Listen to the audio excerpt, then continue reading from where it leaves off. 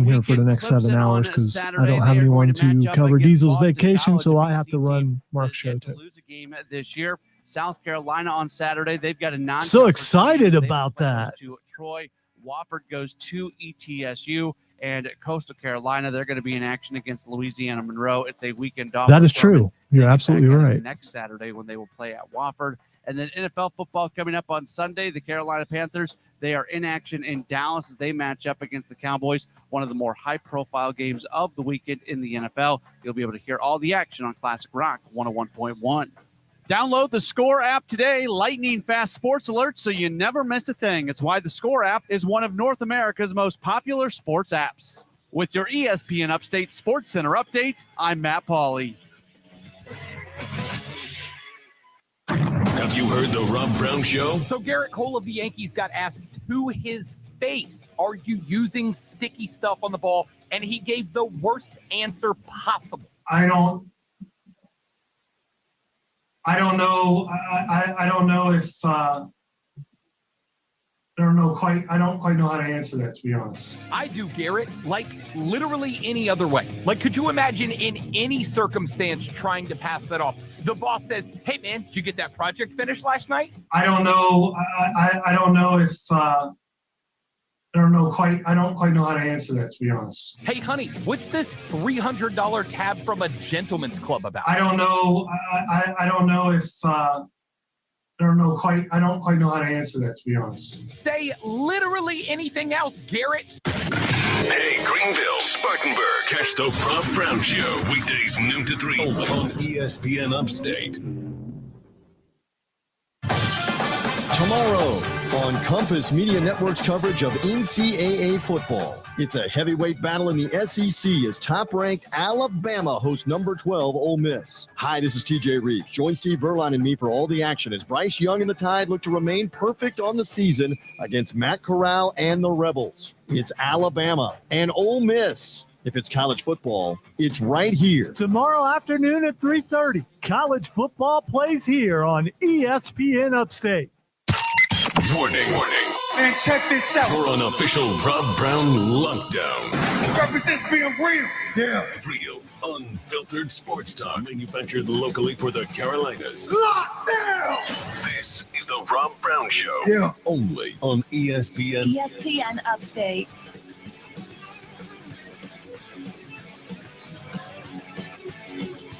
Well, it is the final day of my guest hosting stint. This week has flown by. It has been eventful. I'll leave it up to you to decide whether it's been good or not.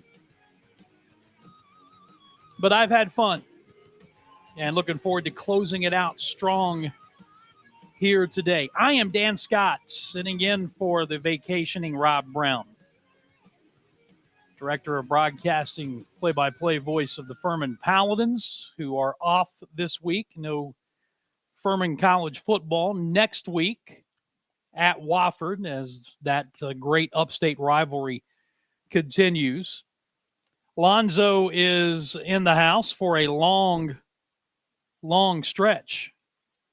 I'm glad I've got you kind of in the middle, because I figure by the time 5 or 6 o'clock this afternoon rolls around, Lonzo, you're probably going to be running on fumes and your effectiveness may be limited.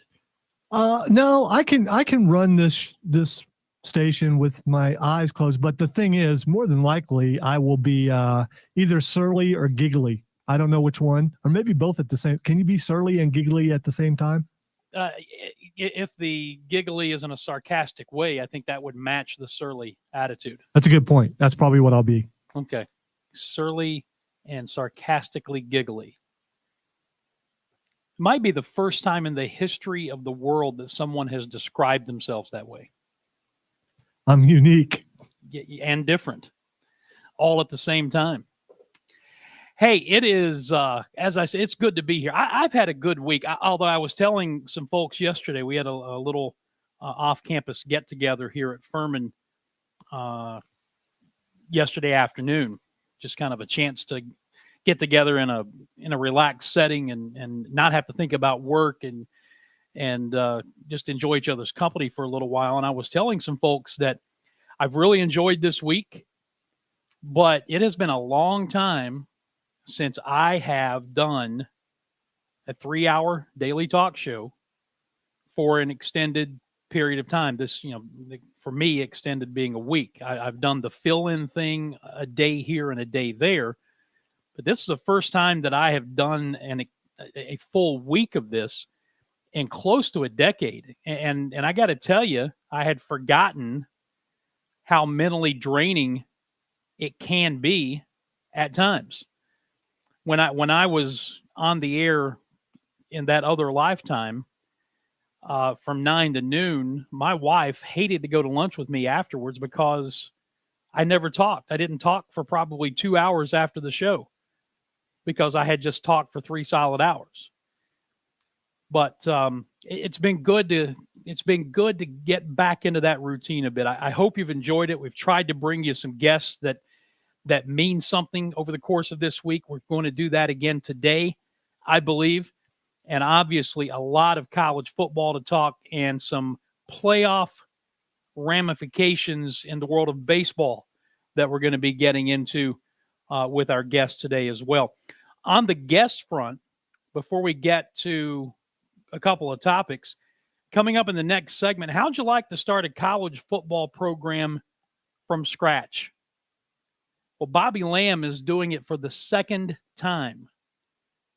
He is, of course, was a standout player at Furman, was a very successful Furman head coach, went and started the Mercer program from scratch, and now is doing the same thing at Anderson University, who will begin play as a Division II school in 2024. Doing it once, a challenge. Doing it twice, why? Now, Bobby Lamb's going to join us in the next segment to talk about this very unique challenge. Although, Lonzo, and I'm going to mention this to him, he may have the best job in America from the standpoint that counting this season, he's guaranteed to go undefeated for the next 3 years. And, he's getting paid to start that program, so he's not going to suffer a loss for 3 years. It's not bad. It's not a bad job to get if you can. No, it's not bad at all. Not bad at all. Top of the second hour, former big league pitcher and now the pitching coach for the Greenville Drive, Bob Kipper, is going to join us. This guy is a baseball treasure and should be a national treasure. Top of the third hour, Jeff Baker, former Clemson baseball standout who spent 11 years in the big leagues and played in a World Series, is going to be here. We're going to talk about what's coming down the stretch in the American League, and we're going to look at some of these scenarios for this weekend because there's still a whole lot that can go on. And then also in hour number 3, Doug Allison, who is the soccer coach here at Furman. I know how much Rob Brown likes the European version of football. And to that end, Doug, who, by the way, is from the United Kingdom and has been here at Furman for years. But the reason we're going to talk to him is because a week from tomorrow, he has a very special game on his calendar. It's called the Quinn Game, in which he and his program raise awareness for Down syndrome. And there's a very, very special story and a very, very special little girl named Quinn behind that. So we'll be talking to him in the third hour. Those are the guests today. In and around all of that, a whole lot of time to talk football with a big weekend on the horizon, both locally to a certain extent, but nationally there are some huge games. And to that end, I have started a poll. I put it out on my Twitter page and Facebook page. And you can go out there and vote, or you can just leave your thoughts on the text line at 71307 with the keyword ESPN. But the poll question is, who has the bigger chance for an upset on Saturday? Ole Miss over Alabama, Arkansas over Georgia, or Kentucky over Florida? Now, I put this on both my Twitter page and my Facebook page, And it's interesting because the results are markedly different from one another. Right now, on Twitter, and I just put it up a short time ago, so it's got a grand total of 19 votes. It's not been up very long at all. So we want to see how it grows throughout the show. But right now on Twitter, 42% of the people who voted say Kentucky over Florida. That's the best chance for an upset.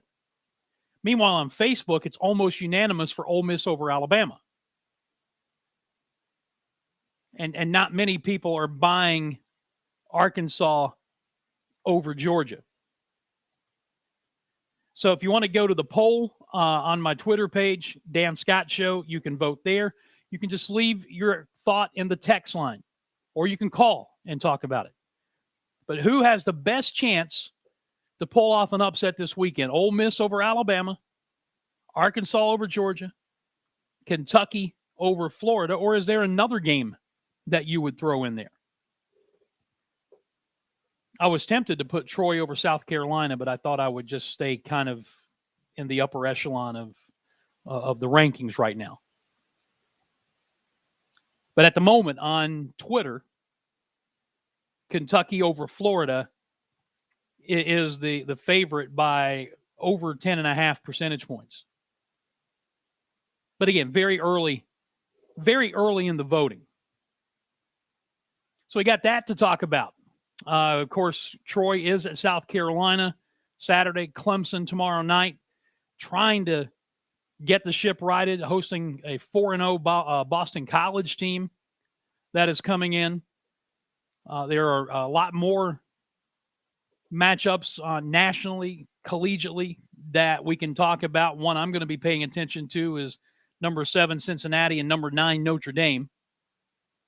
Michigan, Wisconsin is another one that may warrant some attention.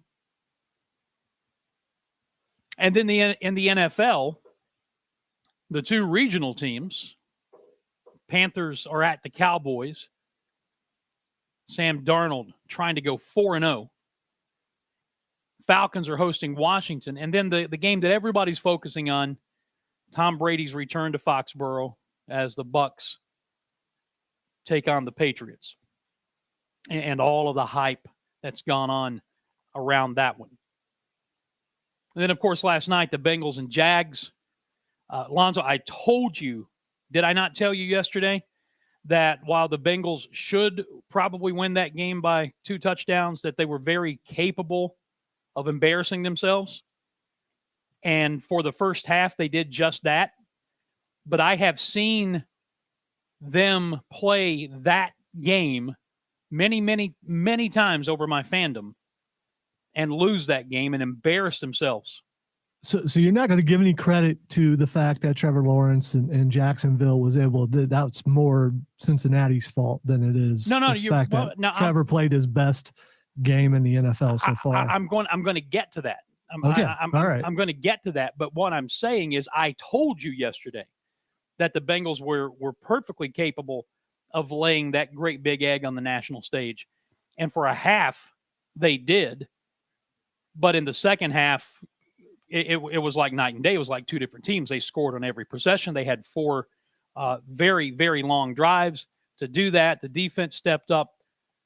But to your point, Trevor Lawrence looked better than he's looked at any time. He looked comfortable throwing the football. He made one ridiculous throw to the sideline deep down the field in front of his own bench. That was an equally ridiculous catch. But, I mean, it was just it was an insane throw. And his ability to run the football, which Joe Buck and Troy Aikman kept talking about, and it seemed to surprise them how at a 6'6" frame he is as quick as he is. You know, to that end, I'd always wondered, because I saw when Clemson defeated Ohio State a couple of years ago, because of Trevor's feet, he doesn't look fast, and I always wondered how that would translate in the NFL. Would he still look that way and actually be as fast as he is? And he looked pretty quick. Now, in the NFL, you know, a game that might have been 25 or 30 yards collegiately may be 10 or 15 in the league because of the speed of the game, the speed of the players, the closing speed, all of those things. But if that's part of their offense, that's all they need from him. And he was very, very effective as a runner yesterday. And what impressed me the most, and I did not watch their first 3 games. I saw highlights, good and bad. And I've read quite a bit about how things have gone for the Jags. He looked very comfortable running that offense. He looked very much in command running that offense. And they were very good in the first half. And where that game turned was right before halftime when they decided to go for it on 4th and goal inside the 1 rather than kick a field goal that would have made it a 3-score game. And they ran option, and this time he kept it, and this time Logan Wilson met him in the hole, would not let him in the end zone. The Bengals turned him away. It ended up 14-0 at the half, and you know the rest of the story. I think this is another one of those cases where people have asked before about putting a chip in the ball to where you know if it crosses the goal line or not. And I don't think that's a bad idea. I think they should do it for cases like this on goal line stands where you're not sure if they got it or not. The chip would prove if they did. Well, there was no question that he didn't get in. I mean, they had camera angles that showed clearly that he did not get in. He ended up getting his back turned, and the football was away from the goal line. So from that standpoint, that particular play wasn't so much of an issue. But that's where that game turned yesterday. If it's 21-0 going into halftime, then Trevor. So you're saying it's Urban Meyer's fault? No, I'm just saying that there's. I'm not saying that I would not have made the same decision. 4th and goal inside the 1, and you're up 14-0. You know, Troy Aikman said it was the right decision for whatever you count his opinion. He thought it was the right decision. I'm not saying that maybe I would not have made the right decision. That's the same decision. But here's the thing: if they kick a field goal there, it's a 3-score game. No, I agree with you there. But in the NFL, and it seems to be in college also, a lot more teams are going for it on 4th down this year. And so it's not a surprise that they did that. I will say this is my first time watching an entire Jacksonville game this season. Mm-hmm. And from what I can tell, they're improving every week. They just got to learn how to close. Yeah, well, and what you're seeing in those going for it on 4th down decisions, a lot of that is analytics coming into play in football as well. Or it's the fact that kickers can't kick this year for some reason. Well, maybe that has something to do with it. But analytics are starting to come to play in the NFL just like they are in baseball. So take that for what it's worth. Anyway, that was last night. Some other things that we'll get into. Maybe the AAC has been completely rebuffed on its expansion plans. We'll talk about that a little bit. And Clemson basketball coach Brad Brownhill has received a 2-year contract extension.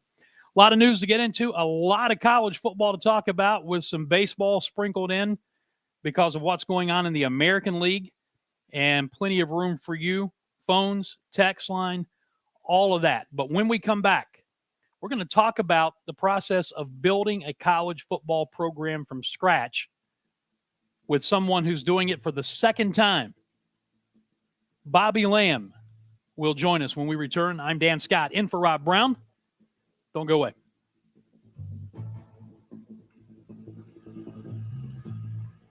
The Rob Brown Show. Listen on your Amazon or Google smart speaker. Just say, play ESPN Upstate.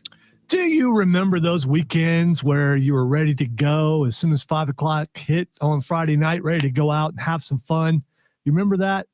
It seems like last week, because it was last week. And then you decided, this week to go on a diet. And according to the diet, you can't do that. So you're going to be stuck at home and you're going to be hungry because of the diet. Well, let me tell you a way to lose weight and not be hungry. It's called the Health Dare. And the Health Dare, not a diet, it's a plan, a simple plan that anyone can do.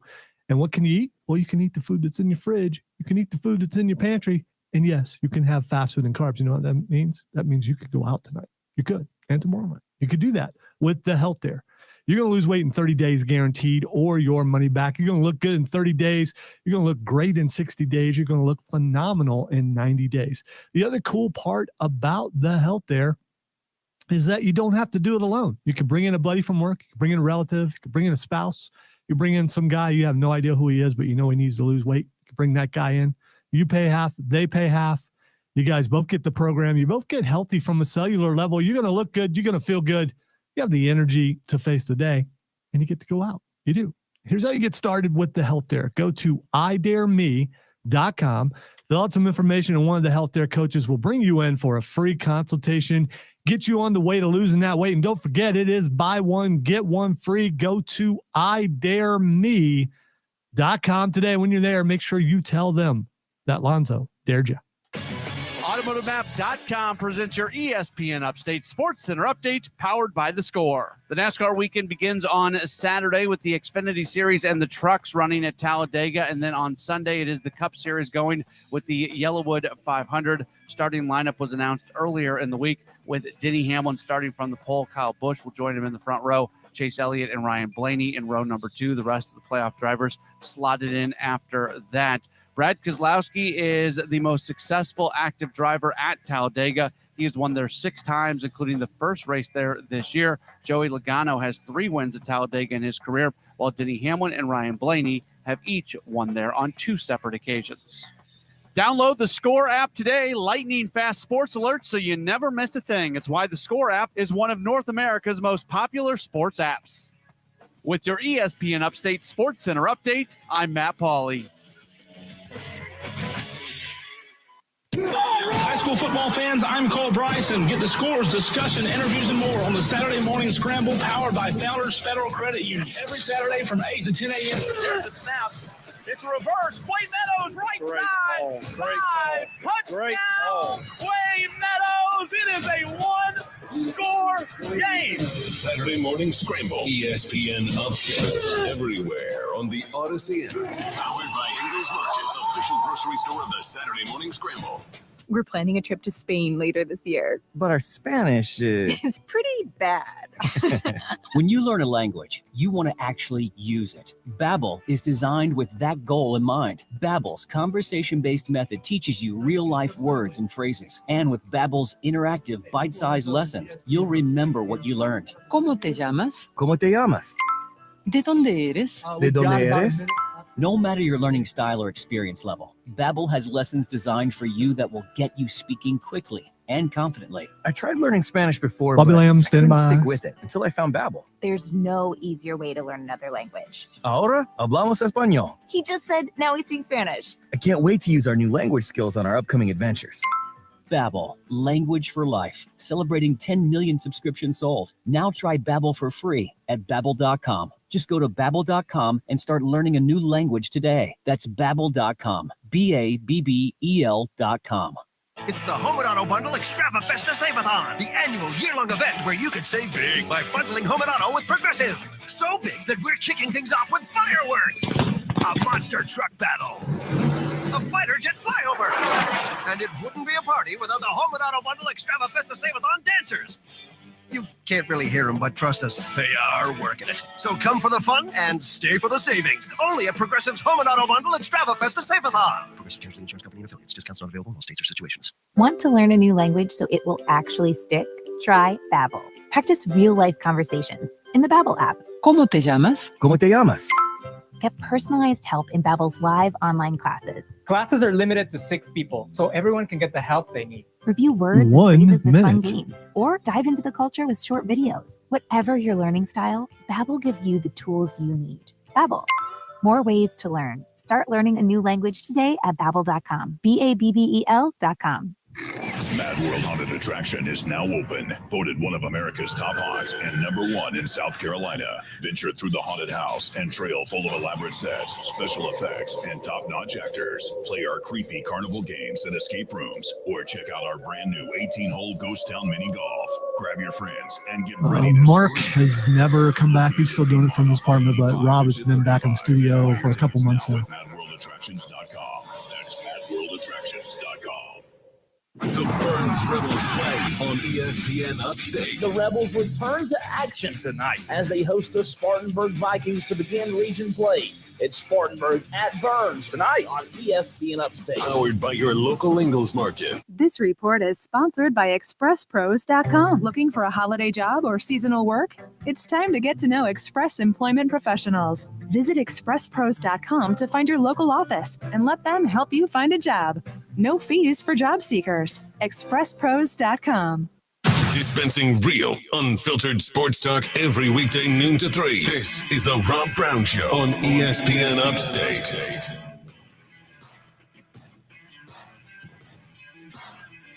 We are just getting things rolling here, Dan Scott. Final day of my week-long pinch hitting appearance for Rob Brown. He'll be back on Monday, and I've really enjoyed it, and hopefully we'll get an opportunity to do something again one way or the other in the not-too-distant future. Right now, though, we are going back to the celebrity guest line and welcoming a guy who's taking on a unique challenge for most people. For him, perhaps it's a matter of old hat because he's actually started a college football program from scratch once before, and he is doing it again at Anderson University. Former Furman player, standout player and coach, former Mercer head coach, and now the head coach of the soon-to-be Anderson University Trojans, Bobby Lamb, joining us here on the show. Bobby, how are you, buddy? Doing great, Dan. How are you doing? I'm doing well. It's good to catch up with you. I was telling Lonzo in our last segment, our producer, that in many ways you may have the best job in America because you're getting paid to coach a football program that's not in existence yet, so you're going to be undefeated for at least 3 years. Well, I tell everybody, we've been undefeated over here since 1911. That's when the school was formed, and we are going to be undefeated for 3 more years. I don't have any players I have to keep up with right now, so it's a pretty good gig right now. Yeah, you're not getting any of those 2 a.m. phone calls of somebody being a knucklehead and all the other headaches that go along with trying to put together a game plan week to week, right?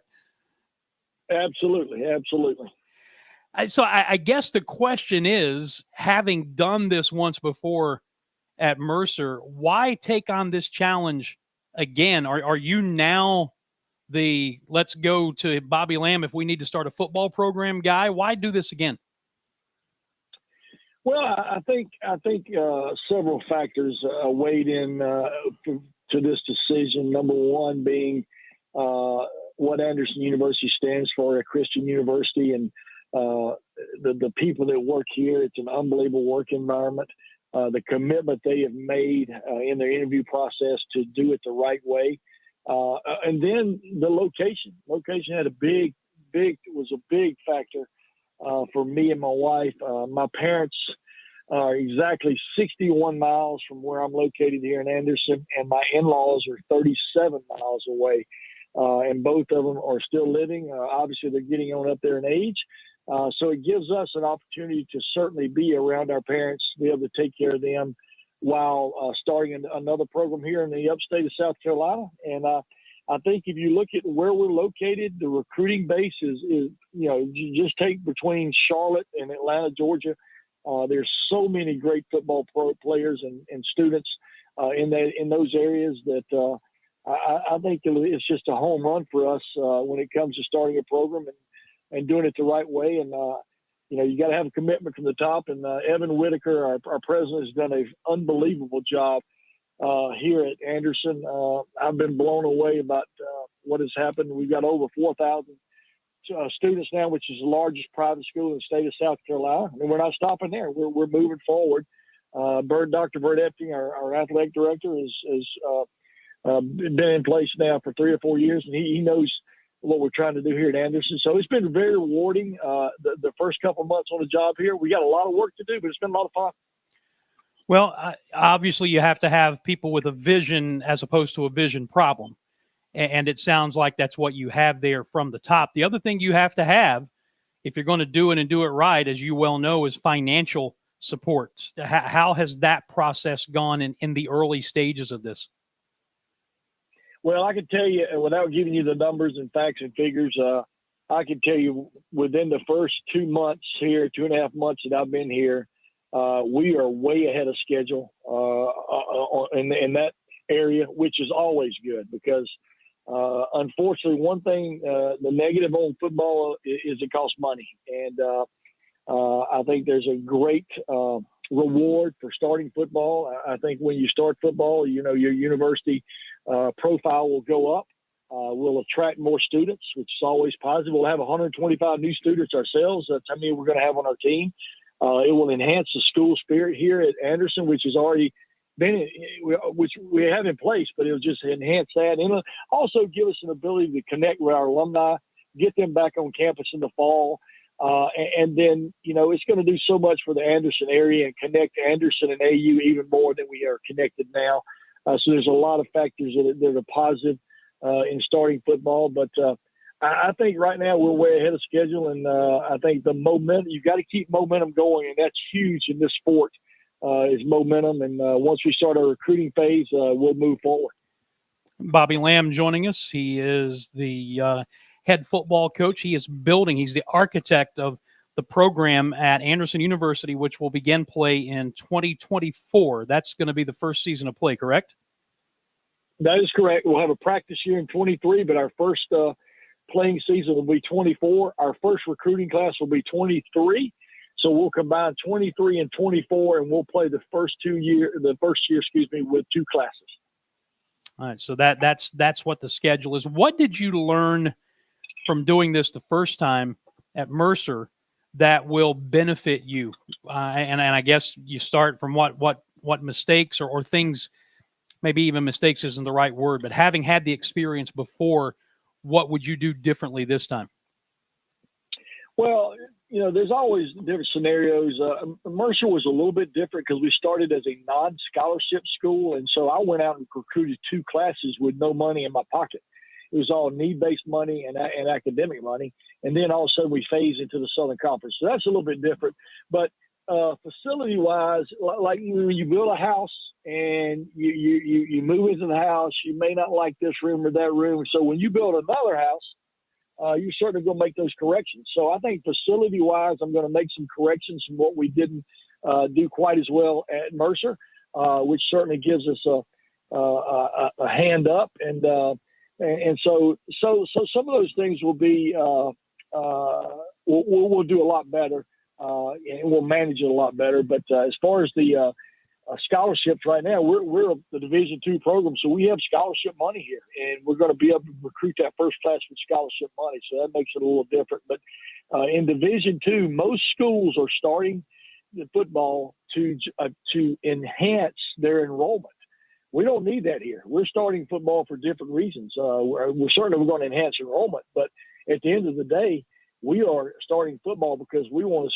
The president wants it, and this area wants it, and I think it's a great match.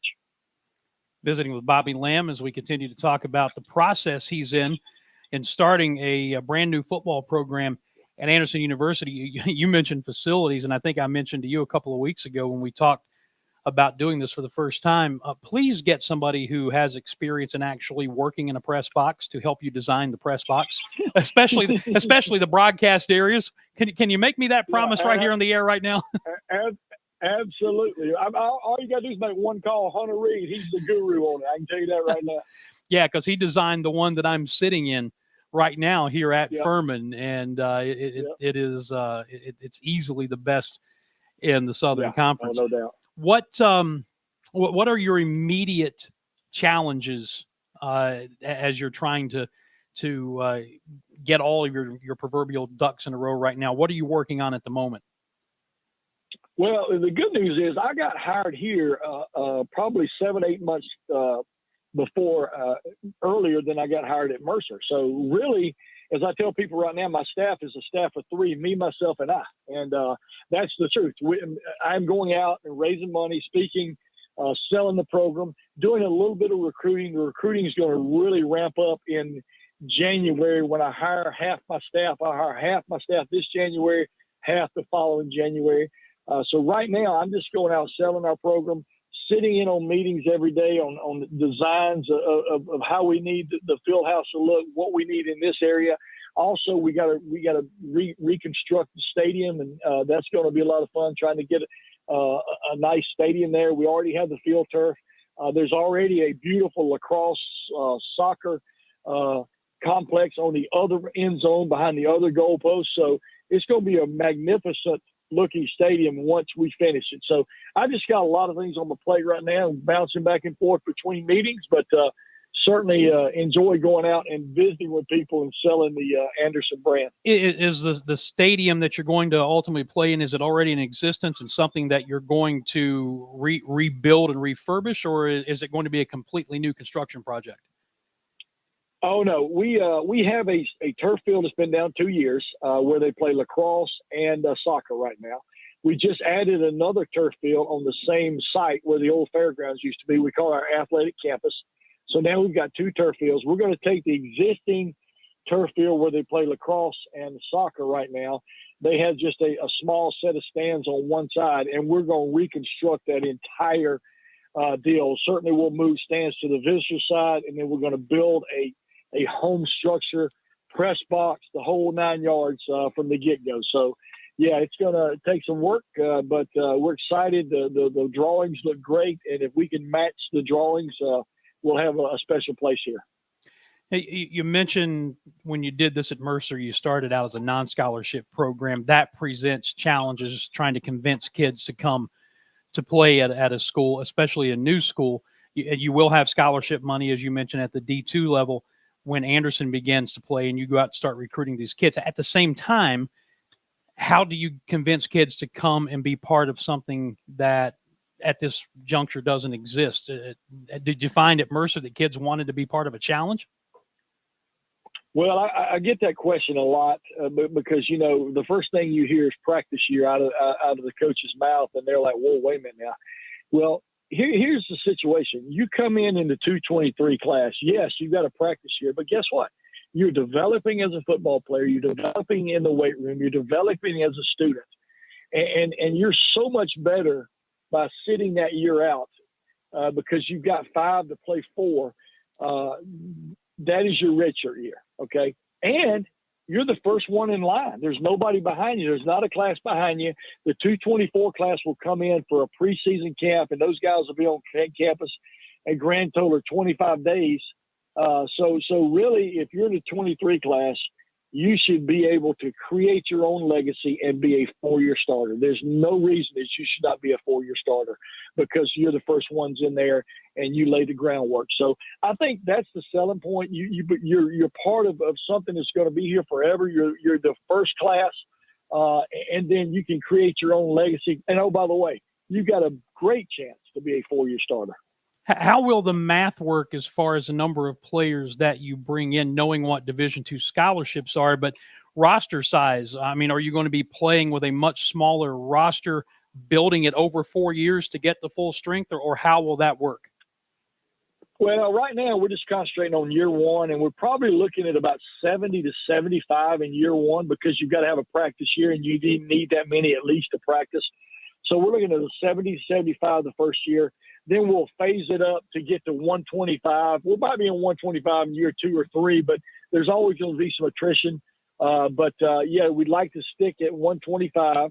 The tough part and the most difficult part for me is I've got to take my scholarship money and phase it over 4 years. I can't give it all away in the class of 23. I can't give it all away in the class of 24. I've got to phase it through 4 years, and then the cycle will start over. So that's going to be a very difficult process for me, and I've got to figure that out. So you have to be good at math is what you're telling me. I'd have no shot. Well, I'm not very good at math, but I got a lot of people around here that are good at math. I was good at math, Bobby, until they put the alphabet in it, and then I was lost. Oh, yeah. Oh, yeah, no doubt about that. I will certainly agree with that. So do you have any upcoming speaking engagements that folks who are listening might be interested in coming and hear you talk, or how can they contact you to find out more about what you're doing? Well, my email is on the website, so if they go to the Anderson website, certainly you can contact me by email. That's kind of how I'm getting contacted by a lot. I spoke at the Greer Touchdown Club last week. I spoke at the Anderson Touchdown Club.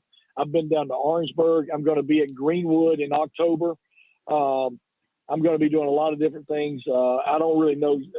I'm kind of day to day on my schedule. I know I don't have to speak today and none next week. So But there's if anybody wants me to talk or visit with them about what's going on, I'd love to. I've got a couple of rotaries in a couple of weeks, but I'm here to sell Anderson and Anderson University and Anderson Trojan football. So I'm ready to go. It sounds like you're having fun. Yeah, absolutely. I'm having a lot of fun. My wife is excited because we're back in Greenville now, and so we're back. We had a great networking of friends there when we were at Furman. We've been gone since 2010, and my Greenville has changed. We're going to move over here to Anderson probably in 23 or 24 once we get cranked up. So having a lot of fun, a lot of familiar faces everywhere I go, and it's great catching up with people. And gosh, there's so many people in this area now. It's crazy what's going on in the last 10 years. Yeah, no question about it. The population has exploded. Infrastructure has exploded. And as strange as it sounds maybe to some people, I think this is a great time for you to be doing what you're doing at a school in that part of the upstate that, as you said, has been hoping for football. Many people down there hoping for football for a long, long time. Those dreams are going to come to fruition inside the next 2 or 3 years, and can't wait to see how it goes for you. Bobby, thank you so much for agreeing to do this and spending a few minutes with us. Yes, sir, Dan. Thank you, man. Y'all have a great day. All right, you too. That is Bobby Lamb, who is building the brand new football program at Anderson University. Off to break we go. When we come back, text line, phone line, all that stuff. Let's talk some college football. Let's talk the polls the poll that I put out. The potential upset of the week. Who has the best chance? Ole Miss over Alabama, Arkansas over Georgia, Kentucky over Florida, or do you have one you want to throw in there? We'll get to it when we come back. The Rob Brown Show. Listen on your computer and tablet at ESPNUpstate.com. This is SportsCenter. I'm Christine Lisi. New development on You have injured about Buccaneers 5 tight end minutes. Rob Hi. Gronkowski. I'm He going returned down to the hall. practice today. He'd missed the last 2 days with a rib injury. The expectation is that he should play on Sunday night in the most anticipated return in any sport in years. When quarterback Tom Brady leads the Bucs against the Patriots, it is also Gronkowski's return to Foxborough. The Patriots practicing inside today at Gillette Stadium. Coach Bill Belichick telling ESPN's Mike Reese that gives the team a chance to get familiar with the environment inside as well as a sense of the wind. The National Women's Soccer League has canceled games this weekend amid a meeting between the league and NWSL Players Association to investigate misconduct allegations against former North Carolina Courage coach Paul Riley. The team fired him yesterday. Among the allegations spanning over a decade against Riley, inappropriate comments about players' weight and sexual orientation.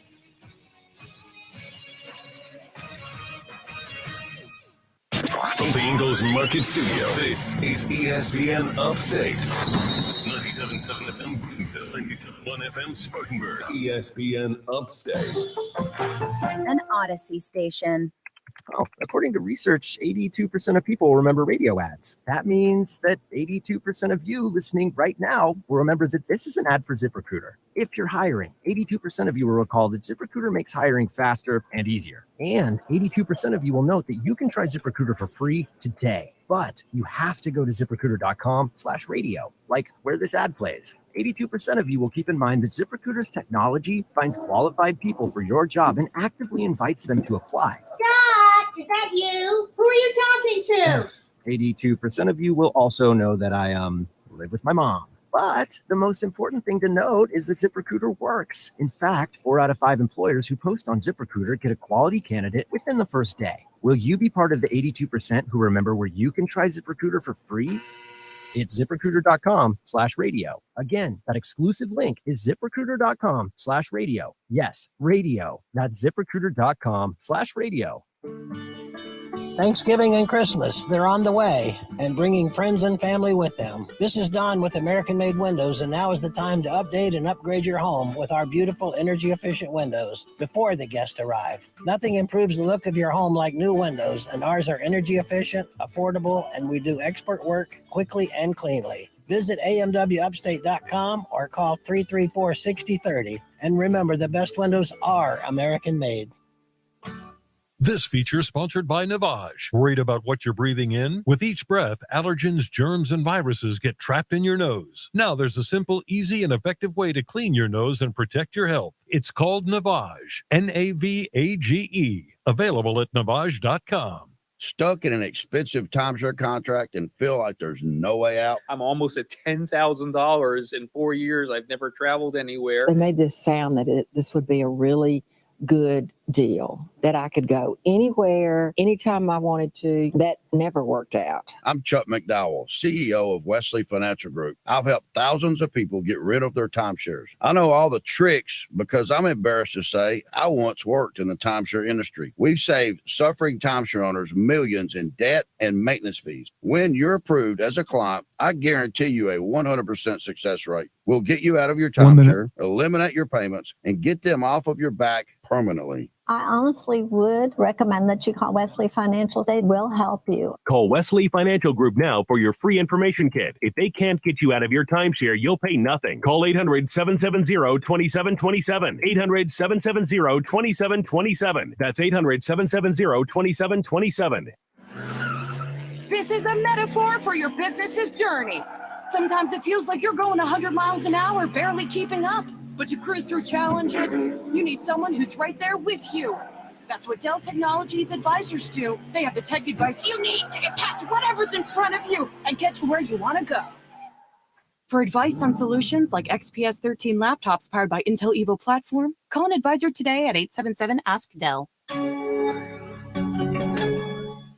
Your life, your hopes, and whatever you were searching for at 1:15 a.m., it's really none of our business, and it shouldn't be anyone else's. Protect your privacy online for free with DuckDuckGo. DuckDuckGo. Privacy simplified. Made for Upstate sports junkies. These pathetic junkies? Come on, look at them. You eat sports like food every day. Get hooked on the Rob Brown Show, noon to 3 every weekday on ESPN Upstate.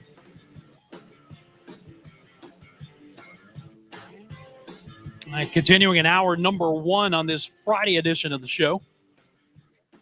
You know, in the old days, I used to call this Free-for-All Friday and just kind of open it up for anybody to talk about anything they wanted to. So maybe we'll do that. I'm giving you a few things. I got a couple more maybe we'll get into. But we'll make this Free-for-All Friday. Whatever you want to talk about is fine. 844-GSP-ESPN, 844-477-3776. And the text line, keyword ESPN, to 71307. And Lonzo, sure as the sun came up this morning, I have question number 5, where food is concerned, directed to me on the text line. 5 in 5 days. Question number 5 of the week, flats or drumettes for your wing choice. And then if you have to choose one of these, which one? Bojangles, Chick-fil-A, or Popeye? Second one first, I generally eat at Chick-fil-A. Although I do like the Popeyes chicken sandwich, but normally I eat Chick-fil-A, largely because that's where the kids and grandkids like to go when we go out and we take them. So that's got a lot to do with that decision making. The flats or drumettes, this is a before and after answer. Before my gastric bypass surgery, about 19 months ago, it would probably be drumettes, or it doesn't really matter, but mostly drumettes.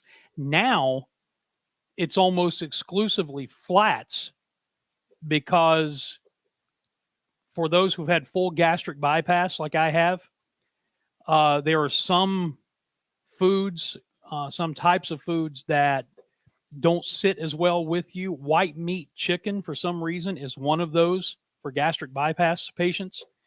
And so the drumettes bother me a little more than the flats do. I can eat flats with almost no ramification. I don't eat wings very often at all anymore. But when I do, I eat the flats because it has less of an effect on me post-surgery. So that one, you know, maybe you put an asterisk there because I really don't have much of a choice, but that's the answer. So we've run the gamut on the food this week, haven't we?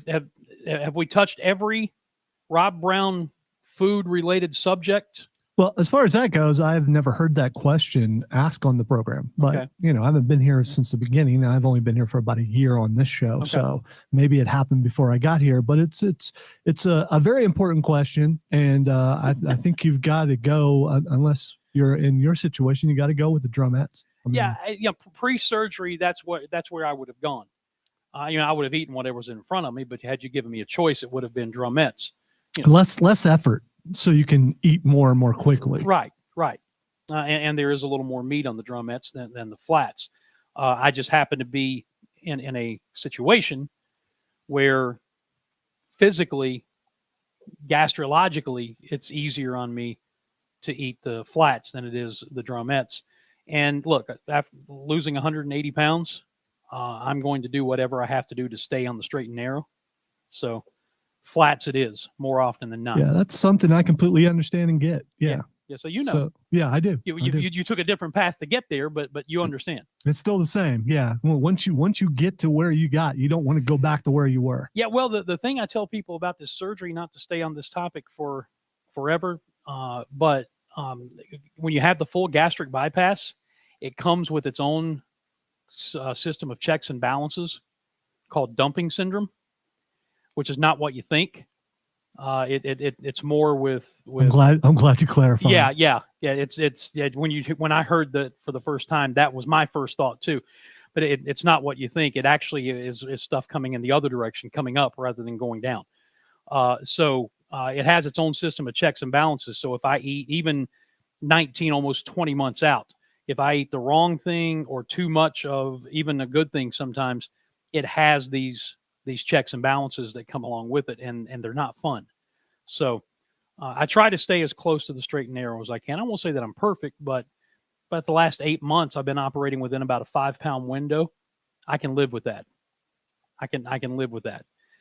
So anyway, I've done my duty. I've answered the text question. Somebody also said on the text line about 20 minutes ago, so I don't know if this is still the case or not, but a little traffic update that traffic lights are out at the intersection of Wade Hampton and Rutherford Road in Taylors. So if you're heading in that direction, beware of some possible traffic ramifications. The poll question that I put out on my Twitter and Facebook pages, if you'd like to hop on board with that, who has the best chance to pull off an upset this week? Ole Miss over Alabama, Arkansas over Georgia, Kentucky over Florida. And right now on Twitter, it is still running strongly Kentucky over Florida. And Panda actually responded on my Twitter page that he thinks because Florida is coming off of the emotional loss last time out, that they are ripe for Kentucky to knock them off today. Maybe the Alabama game beats Florida twice. We'll talk a little bit more about that, especially Ole Miss and Alabama, when we come back. Final segment of hour number 1 on the way. Dan Scott in for Rob Brown. Hang with us. The Rob Brown Show. Listen on your Amazon or Google smart speaker. Just say, play ESPN Upstate. I love Halloween. I know, but Rob, you said you hate to be scared. I know I do, but there's something I love about the psychological side of things, and that is why Mad World must be on your Halloween activities list. It is routinely voted the #1 haunted attraction in South Carolina, one of the top haunts around the United States, and one trip to Mad World, and you will see why. It is their most expansive haunt to date this year. Not only are there haunted houses, and not your grandma's haunted houses, these are terrifying, but they have got the haunted woods. They've got more scare sets, more actors, more props, more dynamic experiences than ever before. Do me a favor. Go to madworldattractions.com. Madworldattractions.com. Not only can you get a little background about what you're going to experience at Mad World, but you can get your tickets now. Don't wait until Halloween and stand in line. And trust me, there are lines because Mad World is awesome. Go to madworldattractions.com. Get your tickets now and check out the 2021 version of the scariest attraction in South Carolina. It's Mad World. From the 106.3 WORD Weather Center, here's the Upstate's most trusted forecast on ESPN Upstate. Partial sunshine develops this afternoon, a high around 81. Tonight, partly cloudy skies, a low near 64. Saturday, mostly sunny, high of 83. And then by Sunday, a slight chance for showers and storms late with a high of 82. I'm meteorologist Jennifer Wojcicki on ESPN Upstate. Currently, it's 75. It's the NFL on Sports USA, and the Kansas City Chiefs are headed to Philadelphia to face the Eagles. Philly's offense can always fly downfield with the rookie Devontae Smith, Zach Ertz, and Jalen Hurts. KC has plenty of sauce on the field with Kelsey, Tyreek, and the magical Mahomes. Mahomes towards the end zone, wide open. Travis Kelsey in the right corner, touchdown. It's the Chiefs at the Eagles. Sunday afternoon at 12:30. The NFL plays here on ESPN Upstate. Borderlands Comics and Games has been Upstate South Carolina's leader in comics and games for over 30 years. Borderlands has over 300,000 comics. Need some quick cash? Borderlands is always buying comics, toys, games, and collectibles. No one pays more, and they'll treat you and your items with respect. Borderlands, located at 1434 Lawrence Road. Or check them out on Instagram and Facebook, and make your plans now for SC Comic-Con Junior, Sunday, October 3rd at the Greenville Convention Center. By texting 484848, you agree to receive recurring automated marketing messages from Freshly. Message and data rates may apply. No purchase required. Terms apply. Available at freshly.com/terms. It's the Great American Dinner Race in this kitchen. Bob? With one of those meal service plans that come with portioned ingredients you have to prepare. Hey, where's the broccoli? And in the other kitchen. How's it going? Jackson. With Freshly, chef-prepared and fully cooked meals delivered to your door. I'll have Freshly's peppercorn steak, sautéed carrots, and French green beans. He puts it in the microwave. Bob is still assembling his ingredients. Celery's sort of floppy. Ugh. Jackson's delicious Freshly meal is ready to eat. So good. And Bob's meal? Forget it. I'm ordering meals from Freshly. Freshly chefs cook nutritious meals from delicious whole food ingredients and deliver them right to your door. And right now, get $40 off your first 2 weeks when you text HUNGRY to 484848. Text HUNGRY to 484848 for $40 off. Text HUNGRY to 484848. The Burns Rebels play on ESPN Upstate. The Rebels return to action tonight as they host the Spartanburg Vikings to begin region play. It's Spartanburg at Burns tonight on ESPN Upstate. Powered by your local Ingalls Market. Do you have 3 ex-wives and your current trophy wife wants a life insurance policy 3 times the size of the policies you had to purchase for your previous mistakes? If so, you need to call Big Lou at Term Provider, 800-568-2790. Big Lou is everywhere. Big Lou He's, is intimately big. familiar with your problems. And if you're 50 or 60 years old and in reasonably good health, a $1 million policy should only cost about $100 to $200 per month. Big Lou may have a solution for your previous policies as well. You may even save enough money to lighten the load on your new $1 million policy. Remember, call Big Lou. He's like you, except he's only on number 2. Call Term Provider at 800-568-2790. That's 800-568-2790. For $1 million in term life insurance that you can live with, call Big Lou at 800-568-2790. This report is sponsored by ExpressPros.com. Looking for a holiday job or seasonal work? It's time to get to know Express Employment Professionals. Visit ExpressPros.com to find your local office and let them help you find a job. No fees for job seekers. ExpressPros.com. We're not here to take part. We're here to take over. Named the best sports talk show in South Carolina. The Rob Brown Show. Only on ESPN Upstate.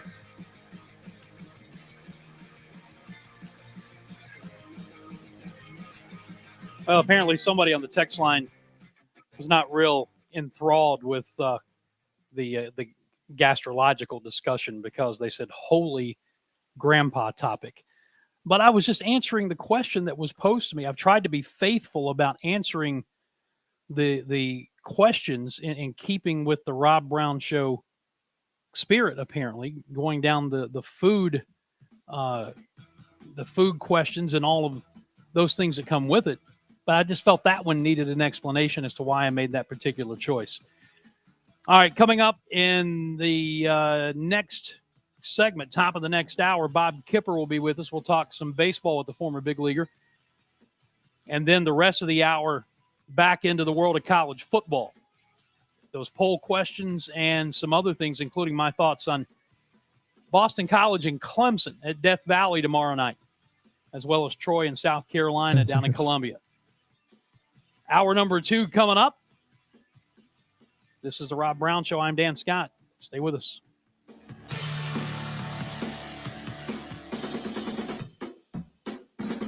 ESPN Upstate, WYRD Greenville, WORD Spartanburg, W249DL Greenville, W246CV Spartanburg, WFBC FM HD3. An Odyssey station.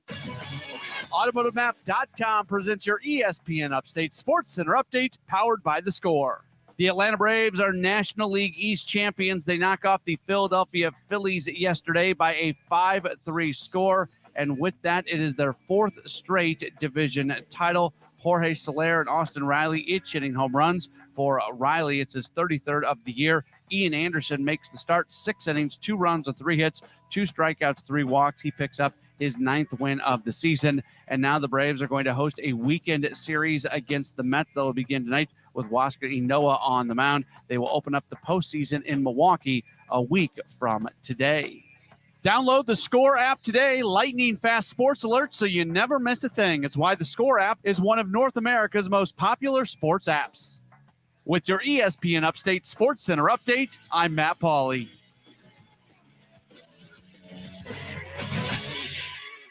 Have you heard the Rob Brown Show? After the Atlanta Hawks opened the game with like a 25-3 lead, I did something dumb. You fool! No victim to one of the classic Bob blunders. standing by. Just never get involved in a land war in Asia. But only slightly less well known is this: never go in against a Sicilian when gas is on the line. And that was the sound of my hopes and dreams falling when I felt a classic blunder number 3. Never bet on Atlanta sports in the postseason. I did it again every freaking season in every freaking sport. I do this with Atlanta teams. I let them convince me that they have changed. Einstein's definition of insanity: doing the same thing over and over and expecting different results. Hey, Greenville, Spartanburg. Catch the Rob Brown Show, weekdays noon to 3 on ESPN Upstate. Furman fans, join fellow Paladins in Spartanburg as Furman takes on the Wofford Terriers on Saturday, October the 9th. Tailgate begins at 11 a.m., runs through 1 p.m. in Wofford's parking lot G. Game kicks off at 1:30 p.m. at Gibbs Stadium. $10, all-you-can-eat lunch is included for the price. Registration for tailgate tickets closes at 10 a.m. on October the 7th on FurmanPaladins.com. That's Furman and Wofford, October 9th in Spartanburg. Come tailgate with fellow Paladin fans. Warning. And check this out. For an official Rob Brown lockdown. Represents being real. Yeah. Real, unfiltered sports talk manufactured locally for the Carolinas. Lockdown! This is the Rob Brown Show. Yeah. Only on ESPN. ESPN Upstate. Hour number 2, Friday edition. Dan Scott wrapping up my week of pinch hitting for Rob Brown. Going to try to finish strong. I get the idea that there are a couple of folks that didn't care much for some of the conversation in the first hour, but there's not much I could do. I'm just answering the questions. It's the way it goes. Sometimes you win, sometimes you lose. Coming up in hour number 3, guest-wise, former big leaguer, former Clemson standout Jeff Baker, and Furman soccer coach Doug Allison. We're going to talk about the game that he does annually to raise awareness for Down syndrome, which is a week from tomorrow here on campus at Furman University, the Quinn game. And we'll tell you more about that coming up in just a moment. But as we start this hour, we're going to go right to the guest line and welcome in a guy who, when it comes to the world of baseball, has been there and done that and then some. Was the number 8 overall pick of the then California Angels back in, what year was that? 1982. Spent 8 years in the big leagues and is now the pitching coach for the Greenville Drive and the Boston Red Sox organization, and doing such a great job in working with these talented young pitchers that are coming through. Bob Kipper is joining us here on the show. Bob, how you doing? Dan, I'm doing great. Thanks for having me. No, really appreciate it. Well, I appreciate you doing it. Always looking for opportunities to talk baseball, and with the pennant races coming down, especially in the American League right now, and the excitement that's being generated there going into the final weekend, and still no resolution in some of the spots of who's going to make the playoffs. It's a fun time to be doing that. I want to kind of work backwards with you a little bit, though. Early in this just completed minor league baseball season, we were down on the field, I had just finished interviewing Iggy Suarez for our pregame interview. And I looked at you and just kind of threw my hands up and said, when are you going to get tired of this? And you said, tired of what? And I said, this, the minor league baseball life. And you told me that A, you're not, B, you love it. And then the thing that I really want to get into is you looked at a couple of players in the dugout and kind of nodded your head in their direction. And you said, that's what they're trying to figure out. Everybody likes baseball. They're trying to figure out at this level if they love baseball. That was that was a very interesting comment for me. Why don't you expand on that a little bit? Well, I heard that a long time ago, and it resonated with me that there were two kinds of baseball players. A player, and this can go for staff as well. I mean, one, they love baseball, and the other type of player is going to love what baseball can do for them. And you have to be the guy that loves baseball, because what that allows you to do is inevitably you are going to come across some real challenges playing the game of baseball. That goes without saying. And, you know, the game of baseball isn't easy. The game of baseball isn't always fair. Anybody's been around the game for an extended period of time understands that. And your love for baseball is what's going to allow you to endure those challenges, those bumps in the road, all right? And it's going to allow you to persevere through them. And what you're going to do is you're going to learn something about yourself that you didn't know about yourself prior to a challenge or a bump in the road. And that's how you grow and mature as a baseball player. And quite honestly, it's how you grow and mature as a human being. So, you know, guys come from, I always say you know what you know, and you know that based on your experience. Of course, in minor league baseball, you got, particularly at the lower levels, you've got kids coming in from college programs, from high school programs, from junior college programs, and they know what they know. And but there's a learning curve there, and you can't simulate professional baseball in a college atmosphere, and that's not college baseball's fault. It's just a fact. And the kids go to school, they write papers, they take tests. When you're a professional, it's your livelihood. It's what you do. And you have the challenges of managing yourself, not just at the ballpark, but more importantly, when you're away from the ballpark. How do you spend your time? What do you do with your time? You know, does that get in the way of who you bring to the ballpark? Does that affect how you work? And if it does, it's going to affect how you perform. And guys coming in professional baseball, let's face fact, it's a performance-based industry. You have to perform to move in this game. And ultimately, you have to perform to get to the big league level. And then you have to perform once you're there to stay there. And so, you know, I think coming out of college, kids coming out of high school, there's a lot of things they don't know, and it's not their fault, but it's where you really begin to see who really loves the game of baseball, because honestly, they're all talented or they wouldn't be there. But to perform in this game and to play or, you know, pitch at the elite level, it certainly goes much further than that. There's the intangible skill set is really what becomes the separator, and who ultimately makes it and who kind of falls along the wayside. So I've been doing it for 40 years, and I can't imagine doing anything else. I'm really not equipped to do anything else. And I know baseball. I don't know everything about baseball. I think even in my situation, you're continuing to learn about people, about the game. You know, I find it just an incredible, let's call it, journey, you know, and I right now can't imagine doing anything else. I love what I do. It doesn't mean it doesn't come without challenges, because it does. But I think that's what motivates me and keeps me going, because, you know, it's it's not a stale game. It's not a boring game. I've always said this, and I'll continue to say this. Anything can happen in baseball, and it usually does. Ain't that the truth? And obviously, you have to love it if after 40 years you're still embracing everything that goes along with being a pitching coach at the high A level in minor league baseball, and the bus trips and all of those other things that go along with it after spending 8 years in the big leagues and knowing what that life is like. But for you personally, before we kind of move on, was there a moment early in your career in the minor leagues where you had to make that decision? Do I really love what I'm doing, and am I going to continue to do what it takes? Was there a defining moment for you early in your career? I don't know if there was a defining moment, but there certainly early on in my professional career, understanding where I came from. I was a high school draft pick. I mean, my experiences in high school were honestly probably not realistic. I dominated everybody I pitched against, and that's just was my experience in baseball. Then you enter a different world, and you're playing against some of the best players, like formerly amateur players from certain colleges and high school programs that were talented enough to be drafted, and it's just it's a different world. It's a different animal.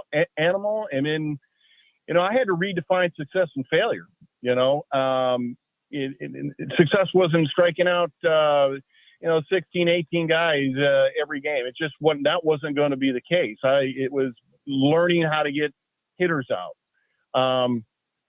And so in that, it's learning how to pitch. It's, I had to really change the way I approach pitching. My low to mid 90 mile an hour fastball from the left side wasn't just going to beat every professional hitter, and it didn't. I was going to have to learn how to use my other pitches, my curveball, my changeup, and I had to get those pitches better. All right, I had to begin to learn how to use those in different counts, so I wasn't so predictable. And these are things that I was still learning at the big league level once I got to the big league level. And so I wouldn't say there was one defining moment, but I did experience failure at a totally different level than I ever experienced it before. In fact, I would tell you, I probably really didn't experience a whole lot of failure as a young kid growing up in the game of baseball, both at, say, a little league level, then you go to, the high school level, and all this prior to being drafted in 1982. And so there's a challenge that every player has to go through to learn how to manage your failure, learn from your failure, not get lost in it. And that is, it's not so much a defining moment, but it's a process that you begin to identify and know you're going to have to kind of navigate your way through it. And you're almost redefining yourself. Former big leaguer and current Greenville Drive pitching coach Bob Kipper joining us here on the Rob Brown Show. I'm Dan Scott, filling in for Rob again today as he continues and wraps up his vacation. Every pitcher we see coming, whether it's out of the bullpen or whether it's a starting pitcher at the minor league level, Tom and I broadcast all 60 home games this year. Every one of them is at the very least is throwing 94, 95. And there are many guys who are approaching and some eclipsing triple digits. Is there a place in baseball for what I would call the old stereotypical crafty left-hander anymore? Because you certainly don't see him, at least we haven't, at the minor league level.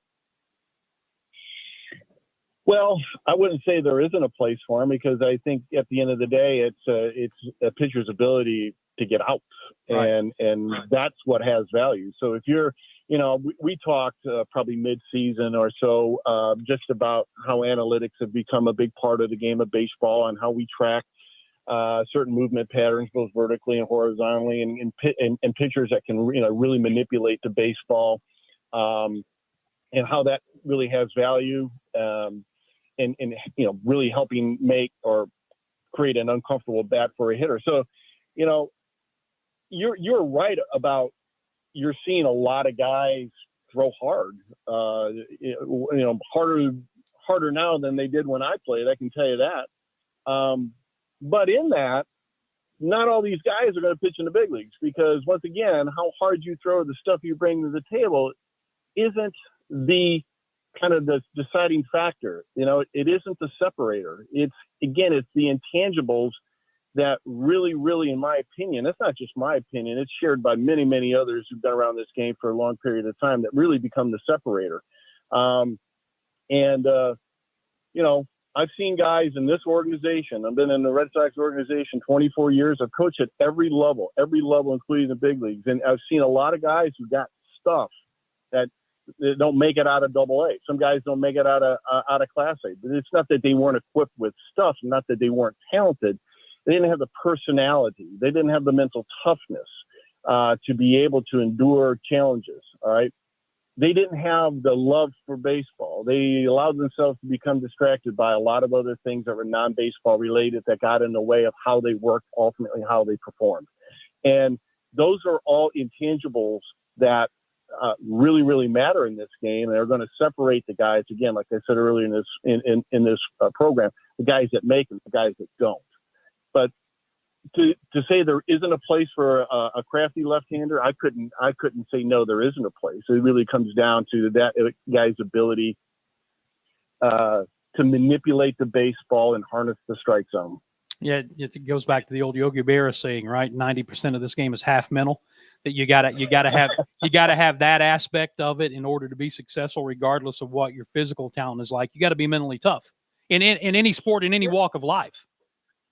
Sure, absolutely. Another thing too, at this level in Greenville or at the lower levels, or just Class A baseball in general, is pitchers, catchers learning how to see the game. You know, unfortunately, a lot of college programs, you got the coaches calling pitches from the dugout because so there's no seeing the game if you're a pitcher catcher, being told what to do. And then they come into this world of professional baseball, and I can at least speak for the Boston Red Sox. We don't call pitches.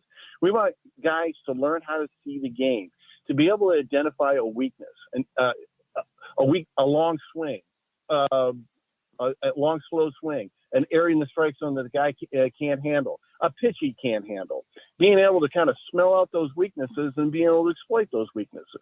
Getting guys to remember how they sequence pitches to get a hitter out. You know, that we're not falling in the trap of being predictable. You know, these are all things that, quite honestly, the young pitchers, catchers coming in this game don't have an ability to do, or they don't have the ability to recognize, and it's not their fault. It isn't, right? Because they haven't been challenged to see the game and to be able to like process information that the game is offering them in a moment, right? And so that in itself is big development as you watch your catchers develop and as you watch your pitchers develop. You know, these are conversations that are constantly had in bullpen sessions or after bullpen sessions, conversations that are being had before a game in a pitcher catcher meeting, all in an attempt to really challenge these guys to begin to see the game better. Bob Kipper with us, 8 years in the big leagues, now the pitching coach for the Greenville Drive, lives here in Greenville, has been in the Red Sox organization, as he said, now for 24 years. About 2 minutes left, Bob. We have a situation in the American League right now going into the final weekend where two teams are tied for the second wild card spot, and the Toronto Blue Jays are one game behind. The Red Sox are one of those teams tied with the Mariners. They are both 2 games behind the Yankees. So you got 4 teams vying for 2 spots heading into the final weekend. And so that's generating some excitement. You were part of a couple of pennant races back in 90 and 91 and made it to the postseason with the Pirates. How much fun was that in the moment? How much, and looking back, is it more fun now than it was then? No, it was pretty cool back then. We clinched 1990 and the last series of the road series of the season in St. Louis, and I can tell you that was a whole lot of fun. And what made it even more special back then was the welcoming we got from the people of Pittsburgh, Pennsylvania, at the airport. And Dan, I ain't lying to you. I tell you this, and I get chills thinking about it. Is there were 30,000 people at the airport in Pittsburgh to welcome the National League East Pittsburgh Pirates back, or National League champions Pittsburgh Pirates back to Pittsburgh to begin a postseason that they hadn't had in 11 years since their 1979 World Series. So that was really, really a special moment for me in my playing career. In 1991, we were a really, really good club, and we clinched about 2 weeks out. So not that wasn't special, because anytime you win a division and you're able to go on and play postseason, those are always special moments. But we clinched. We were such a good team and such a big lead in the National League East in 1991 that we clinched it 2 weeks left in the season. So not to say it was anticlimactic, but it didn't have the same feeling as it did in 1990. And also 1990, we knew that the Pirates hadn't been to postseason in over 11 years. Right, so, and it was your first experience as a player going through that. So yeah, I can see where that would be the more exciting. And I'll try not to ruin it by bringing up the fact that I'm a lifelong Cincinnati Reds fan, and we know what happened in 1990. So. And suddenly this interview is over. Where did Bob Kipper go, right? Yeah, right. You click. Yeah, hello. Exactly. Hey, listen, thank you so much for spending some time with us. I do still want to get you on the podcast, because we could sit and do this for an hour when you've got some time and just talk about all the dynamics of some things that we didn't get into today. But I do appreciate your time today. It's been fun. Sure, Dan. Anytime. All right. Just reach out, okay? We'll do it. That is Greenville Drive pitching coach, former big leaguer Bob Kipper. To break we go. We'll come back. Open phones, open text, the rest of this hour. And we're going to start flinging some college football thoughts and opinions at you. See what you think. Don't forget the poll on my Twitter page, or you can just do it on the text line if you want to, or call. Who has the bigger chance to pull off the upset this week? Ole Miss, Arkansas, or Kentucky? Rob Brown Show continues in a moment. The Rob Brown Show. Listen on your computer and tablet at ESPNUpstate.com. AutomotiveMap.com presents your ESPN Upstate Sports Center update, powered by The Score. Your football schedule for the weekend: Clemson on Saturday. They are going to match up against Boston College. Well, I hate to admit, I'm not really a baseball fan, but this year. it was a South good interview, Carolina though. on Saturday. They've got a non-conference game as they will play host to Troy. Wofford goes to ETSU. And Coastal Carolina, they're going to be in action against Louisiana Monroe. It's a weekend off for Furman. They get back at it next Saturday when they will play at Wofford. And then NFL football coming up on Sunday. The Carolina Panthers, they are in action in Dallas as they match up against the Cowboys, one of the more high-profile games of the weekend in the NFL. You'll be able to hear all the action on Classic Rock 101.1. Download the Score app today. Lightning fast sports alerts so you never miss a thing. It's why the Score app is one of North America's most popular sports apps. With your ESPN Upstate Sports Center update, I'm Matt Pauley. The Burns Rebels play on ESPN Upstate. The Rebels return to action tonight as they host the Spartanburg Vikings to begin region play. It's Spartanburg at Burns tonight on ESPN Upstate. Powered by your local Ingles Market. Mad World Haunted Attraction is now open. Voted one of America's top haunts and #1 in South Carolina. Experience the biggest and scariest haunted attraction. Full of dark woods, incredible set designs, special effects, and top-notch actors. Grab your friends and get ready to scream. Mad World is more than just a haunted house. There are escape rooms, scary carnival games, concessions, bonfire, amazing photo opportunities, a gift shop, and our brand new 18-hole Ghost Town mini golf. Mad World has scary entertainment for all ages, including families, adults, teenagers, and the adrenaline junkies at heart. Located in Piedmont off I-85, exit 35, Mad World Haunted Attraction is the place to be this Halloween season. Don't miss it. Buy your tickets now at madworldattractions.com. That's madworldattractions.com. Oh, it's doing great. I've been on it now for about 3.5 years. I've lost 67 pounds, and I feel better than I did at age 40. The only thing I'm just getting older. That's the only thing that doesn't stop. Other than that, I feel good. Listen, we're all getting older, but that doesn't mean you have to feel your age. Are you ready to turn back the clock?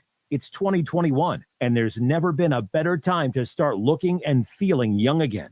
Introducing Andro400.com. Andro400.com has proven solutions to melt belly fat, increase mood and memory, increase energy, and bring that spark back to your love life. Visit Andro400.com or call 888-400-0435 to see which product is right for you. Try the safe and natural way to start feeling and looking your best. And there's nothing to lose with an industry-leading 90-day money-back guarantee. Visit Andro400.com or call 888-400-0435. Here are the rules. No staring at your phone, no rolling in 2 hours late, no sweatpants, no jeans, and no shorts. For complete rules on contests, go to ESPNUpstate.com/rules. The Burns Rebels play on ESPN Upstate. The Rebels return to action tonight as they host the Spartanburg Vikings to begin region play. It's Spartanburg at Burns tonight on ESPN Upstate. Powered by your local Ingles Market. According to 1 Ford, minute. gym stores and more are set to go on an epic hiring spree to meet up pent-up demands for all these services. Businesses reopening means that millions of jobs will need to be filled. So where do they turn to fill these roles fast? ZipRecruiter. ZipRecruiter technology is so effective that 4 out of 5 employers who post on ZipRecruiter get a quality candidate within the first day. You can try ZipRecruiter for free at this exclusive web address, ZipRecruiter.com/Bart. That's ZipRecruiter.com/BART. Today's pros need today's tools, and nobody understands that better than the Home Depot. Our app makes it simpler to get supplies ordered and delivered. Our online project calculators cut guesswork and last-second supply runs. Job site delivery puts what you need where and when you need it. And rental puts the right equipment in your hands, but not your overhead. That's how today's pros get more done. New tech, new tools, old-fashioned hard work. The Home Depot, how doers get more done. More than the scores, the ups and downs, the ins and outs. Real, unfiltered sports talk. It's the Rob Brown Show on ESPN Upstate.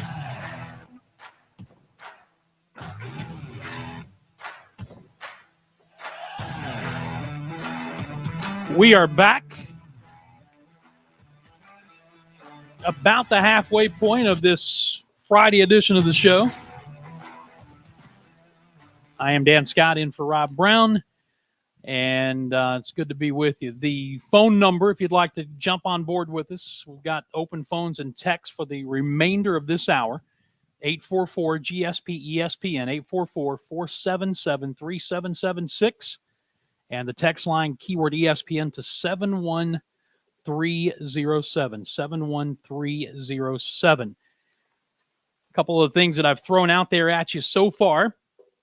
The upset poll on my Twitter page, which is Dan Scott Show, or text line or phone call, whatever you want to do.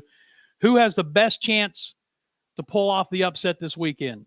Ole Miss over Alabama, Arkansas over Georgia, Kentucky over Florida. And the voting results on Twitter right now are still pretty significant. Kentucky over Florida. Not a lot of faith that Lane Kiffin and Ole Miss are going to beat Alabama, and that Arkansas, as well as it's played early, is going to have that kind of offensive success against Georgia. The polling continues to run very heavy towards Kentucky having the best chance over Florida. And again, as it was pointed out by someone, I think it was Panda on my Twitter page, he said that Florida's loss last week, in effect, what he said was could beat them twice, coming off that emotional loss to Alabama. Could that one jump up and beat them twice? The Ole Miss-Alabama game, if it's anything close to last year, then it's going to be highly, highly entertaining. And you know that Nick Saban has never lost to one of his former assistants who've gone on to be a head coach somewhere. I think he's like 23-0 And Lane Kiffin was one of those victims last year, and he'll get a chance down in Tuscaloosa at Bryant-Denny Stadium tomorrow. And think about this. Ole Miss scored 48 points on Alabama last year and lost by 15. And I was reading a recap of that game this morning just to kind of refresh my memory. Alabama scored on its first possession, did not score on its next two, and then scored on its final 8 possessions of that game and simply outscored Ole Miss. They didn't do a whole lot in the realm of stopping them by giving up 48, but they simply outscored them in a 63-48 win. Will it be that kind of game again this year? Ole Miss offensively, again, is very, very good with perhaps the leading candidate for the Heisman Trophy at quarterback. But how much have they improved defensively? I'm not sure they can go in to Tuscaloosa and win this game. I think Arkansas is going to have some success against Georgia. I'm not sure that they'll be able to score enough to beat Georgia. And here's the thing with Georgia's offense and the troubles they have. I mean, their defense is just ridiculous. Their front seven. I saw one national writer equate them to an NFL front seven. That's going a little over the top, but you get the idea of how good they are. But if Arkansas could put, say, 21 to 24 points on the board, can Georgia score enough to win that game? But I just don't know that Arkansas can do that. They've been so good early on, but can they put enough points on the board? You go back to 2018, Kentucky snapped that forever losing streak against Florida. And now you've got an opportunity here for Mark Stoops and company at 4-0 to make a statement. To me, I think I agree with our pollsters. I think that might be the best of the 3 games that I put out there. I think that might be the best opportunity for an upset this weekend of those 3 games. Now, I got to tell you, just speaking personally, I'd love to see all 3 of the underdogs win. I'd love to see Ole Miss knock off Alabama, and there's another reason for that. I'd like to see Arkansas beat Georgia, and I'd like to see Kentucky beat Florida for no other reason than my wife is a lifelong Kentucky fan, and that would be much more peace in the Scott household. But I read something, and on one hand, this is far-fetched, and on another hand, Lonzo, I can almost see this happening because of the world we live in. But I read something today, and we know that the University of Southern California, USC, is looking for a head coach. They fired Clay Helton a couple of weeks ago, and all kinds of rumors about who would be the next head coach. Mario Cristobal from Oregon, Luke Fickell at Cincinnati. I saw something from a national writer today who threw out the possibility of Lane Kiffin going back to USC and taking over the Trojans program for the second time. Because of A, at age 47, he has matured at least a little, and B, the offensive success he has. I mean, let's not make any mistake about this.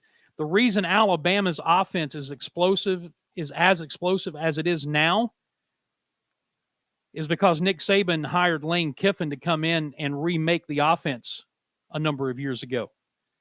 Once he realized that 3 yards in a cloud of dust was not going to do the job in the modern world of college football, he brought in Lane Kiffin. So Lane Kiffin, by and large, is responsible for Alabama's offensive explosion over the last handful of years from his time on that staff.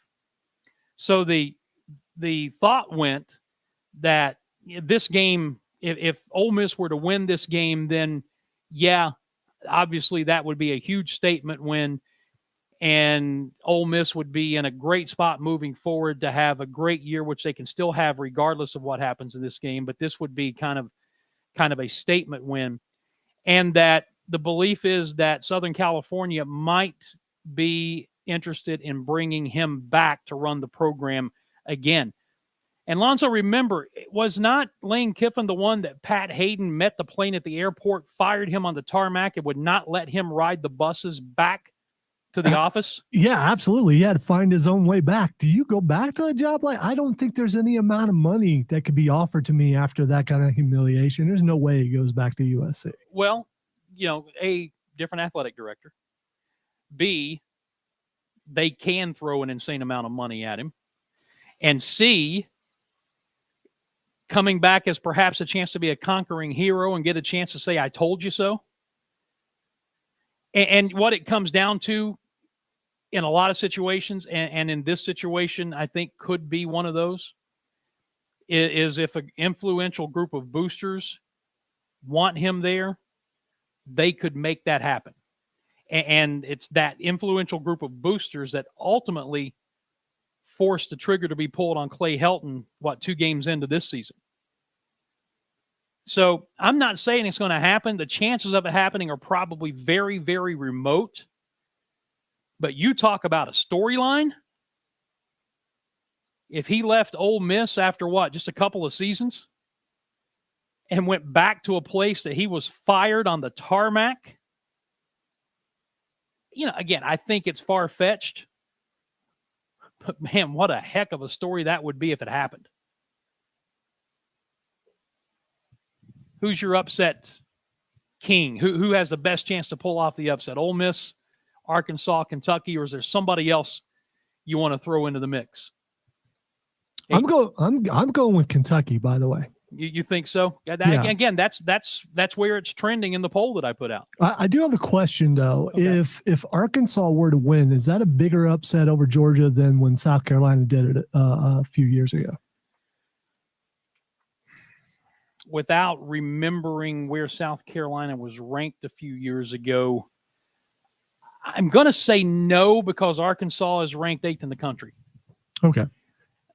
Now, Arkansas has also come from nowhere to be ranked 8th in the country and having much more success than anybody thought they were going to have this early under Coach Sam Pittman. But again, off the top of my head, I don't remember where South Carolina was. So just strictly by rankings, I would have to say this probably wouldn't be as big of an upset. But as far as altering where we think we are in the college football landscape 6 weeks into the season, it would be huge. It would have huge ramifications. So we'll continue this. Got to take a break, come back. Continue with the open phones, text line for the rest of this hour. A couple of guests at the top of the third hour. Dan Scott in for Rob Brown here on ESPN Upstate. We'll be back with more in just a moment. Hang with us. The Rob Brown Show. Listen on your Amazon or Google smart speaker. Just say, play ESPN Upstate. This is SportsCenter. I'm Christine Lisi. After missing the last 2 days with a rib injury, Buccaneers tight end Rob Gronkowski back at practice today, increasing the chance he plays Sunday night against the Patriots. Tom Brady's first game back at Foxborough. It's also Gronk's return to Foxborough. Ravens quarterback Lamar Jackson returned to practice, putting him in line to start Sunday against the Broncos. Back issues kept him out of practice Wednesday and Thursday. Jets receiver Denzel Mims, a healthy scratch the last 2 games, will be active on Sunday against the Titans. Receiver Jameson Crowder expected to make his season debut. The National Women's Soccer League canceled this weekend's games as it deals with the fallout from allegations of sexual misconduct against a former coach. The North Carolina Courage yesterday fired Coach Paul Riley following reports detailing patterns of sexual misconduct, harassment, and coercion.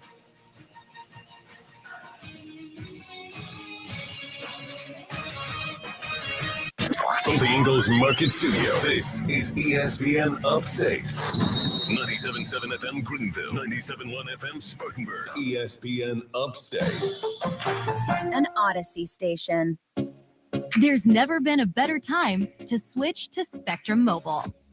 You could save hundreds of dollars on your mobile bill. Plus, there are no added taxes, hidden fees, and no contracts. Try the Spectrum Mobile Savings Calculator today, and in 3 easy steps, you'll see how much you could save by switching. Visit spectrummobile.com/save. Spectrum Internet required. Savings may vary. Restrictions apply. Visit spectrummobile.com/save for details. Microban 24 protects against Staphylococcus aureus and Enterobacter aerogenes bacteria, but does not provide 24-hour protection against viruses. Every time you touch a surface, you leave behind bacteria. Use Microban 24 sanitizing spray to keep surfaces sanitized all day. Spray on hard surfaces to kill 99.9% of bacteria and viruses initially, including the virus that causes COVID-19. Microban 24 keeps killing bacteria for 24 hours, touch after touch. When used as directed, Microban 24, touch after touch, it doesn't give up. My grand opening is tomorrow. Can I get custom posters printed today? It's possible with Staples Connect. I need to promote my new curbside pickup service. Also possible. Staples Connect can help your business grow with custom printed sales and marketing materials. Now get 20% off signs, banners, or posters when you spend $75 or more. Explore what's new at your local Staples. Staples Connect, the working and learning store. Ends 10/2. Exclusions apply. Visit staples.com/signage for details. Oh, according to research, 82% of people remember radio ads. So 82% of you listening will remember that this is an ad for ZipRecruiter. 82% of you will note that if you're hiring, ZipRecruiter finds qualified people for your job. In fact, 4 out of 5 employers who post on ZipRecruiter get a quality candidate within the first day. And 82% of you will remember that you can try ZipRecruiter for free, but you have to go to ZipRecruiter.com/free. Yes, free. Again, that's ZipRecruiter.com/free. Starting Stronger starts at AutoZone, where they've got battery solutions in the form of free battery testing, free battery charging, and replacement batteries that fit your needs. That's what makes them America's #1 battery destination. Get in the zone. AutoZone. Making Moves is brought to you by LinkedIn Jobs. The 1947 Notre Dame Fighting Irish entered the season with quarterback Johnny Lujack, the Heisman favorite, and an offensive line considered one of the greatest in college football. The talented Irish squad didn't disappoint. They went on to an undefeated season and won the national championship after defeating unbeaten and third-ranked USC 38-7. 46 players went on to play in the NFL. Build your winning team today. Go to linkedin.com/sports. Recruiting is what separates you from the rest of the field. It's true in college football and even truer in business. LinkedIn Jobs is here to help your small business find the candidates worth interviewing faster. And it's free. Create a free job post in minutes to reach your network and beyond to the world's largest professional network of 770 million people. Every week, nearly 40 million job seekers visit LinkedIn. You could have your star talent in place this fall. Post a job for free at linkedin.com/sports. That's linkedin.com/sports. Terms and conditions apply. Call 844-GSP ESPN. Text keyword ESPN and your message to 71307. Get in the game on the Rob Brown Show. Only on ESPN Upstate.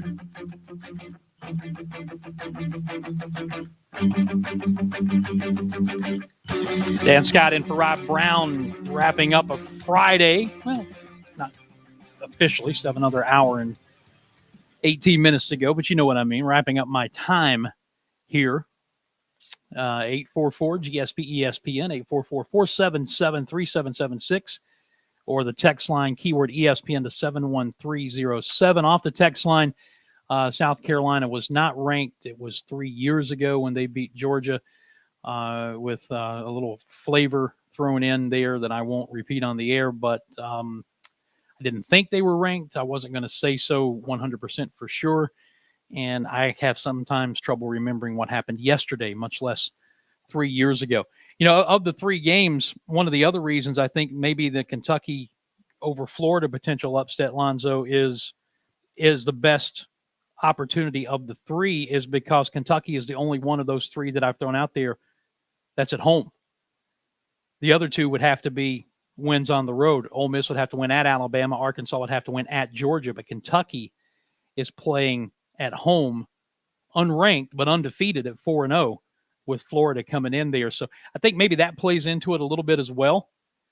I would imagine that the folks in Lexington, Kentucky will be just amped up, to say the least there. And you know, when they beat Florida, and they did that in Gainesville in 2018, that snapped a 31-game Florida winning streak against Kentucky. Can you imagine that? 31 years, if they played 31 consecutive years, which I believe they did, without beating somebody year in and year out for 3 decades, plus one. So they got it done in 2018. Can they do it again? That's one of the potential upsets that we've thrown out there for you to consider on Twitter at Dan Scott Show. And right now, that poll, if I can pull it up again very quickly, is still running wildly. Kentucky over Florida, 48% of the folks who have voted say that they believe that that is the best opportunity for an upset. You can check in on the text line. You can check in via phone. You can hit my Twitter page and vote in the actual poll. Dan Scott Show is the Twitter handle, and we would love to have you get involved there. And then there was also a comment left on my Twitter page. We were talking about the story that I saw speculating that University of Southern California may come after Lane Kiffin, who was the head coach there previously and who had been fired on the tarmac at the airport and not allowed to ride the bus back to campus to clean out his office by former AD Pat Hayden. There was speculation by one national writer that this version of Lane Kiffin would be a welcome addition to return to the Trojan program. And the comment that was made to me was it might be attractive to Lane Kiffin if they came calling. Alonzo, you asked the question, why would he want to go back there after that previous experience? Well, the comment that was made by, I think it was Panda again, said that the ceiling at Southern California is higher than the ceiling at Ole Miss, plus the fact you would be in the Pac-12 versus the Southeastern Conference, which means that you would have a better chance to win conference championships on a regular basis and make yourself a viable candidate year in and year out to be in a playoff, especially if and when it moves to a 12-team playoff. And I get that because it kind of goes back to the argument we were talking about where Clemson was concerned with the Paul Feinbaum thing yesterday and him talking about the ACC being a terrible conference. Well, tell us something we don't know. The ACC has not been an upper echelon football conference hardly ever. There have been some years recently where it has been much better.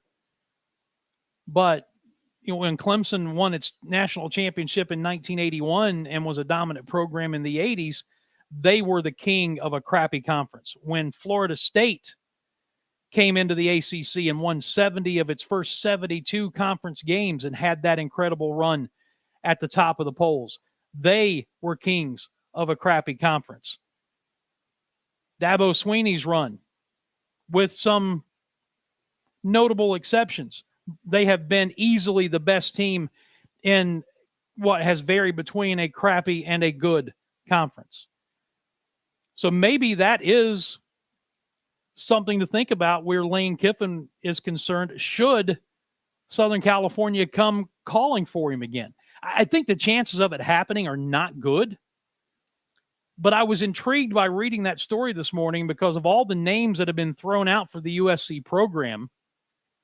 That's not one that I think anybody had heard until I saw that story. I think it was Dennis Dodd who may have written that story that I saw this morning. I have to go back and look to be sure. But that's the first time I've heard his name. Like I said, Mario Cristobal at Oregon, Luke Fickell at Cincinnati, Dan Mullen at Florida. There are a number of names that have been tossed out there, as is always the case. But I don't think anybody would have thrown Lane Kiffin's name out there. And yet, according to that story this morning, it's at least something that the power brokers who support the Trojan program might be willing to undertake. And there is a belief in the college football world that Lane Kiffin has matured a bit. He's 47 years old now. He still is Lane Kiffin. He's still outspoken. He still has his moments, but there is a feeling that he has matured quite a bit.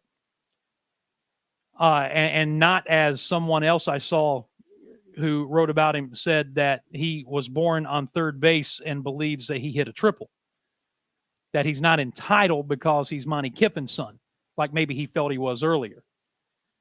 Let's go to the phones. Jimmy is up. He wants to talk about Lane Kiffin. Jimmy, welcome to the show.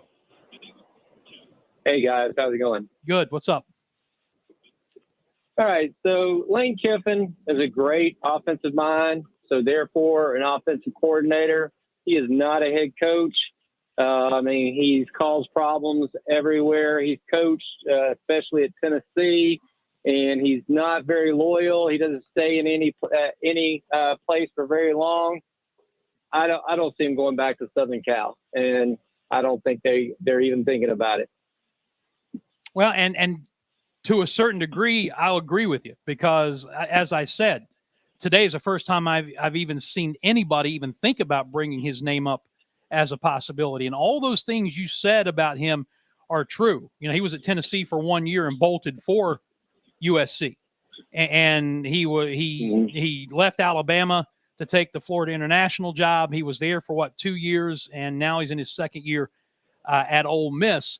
So yeah, he does have that reputation. I'm just telling you from what I've read, there are some people inside college football who believe that he has matured to the point to where if he did take that job, he could handle it this time and it would be a better situation. I personally don't think it'll happen.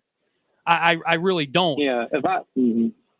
Anyway, go ahead. If I were a school, I wouldn't take the chance. If I were a school, I wouldn't take the chance, especially as much money as they're paying head coaches now. So what would you have to see out of him at Ole Miss to take a chance?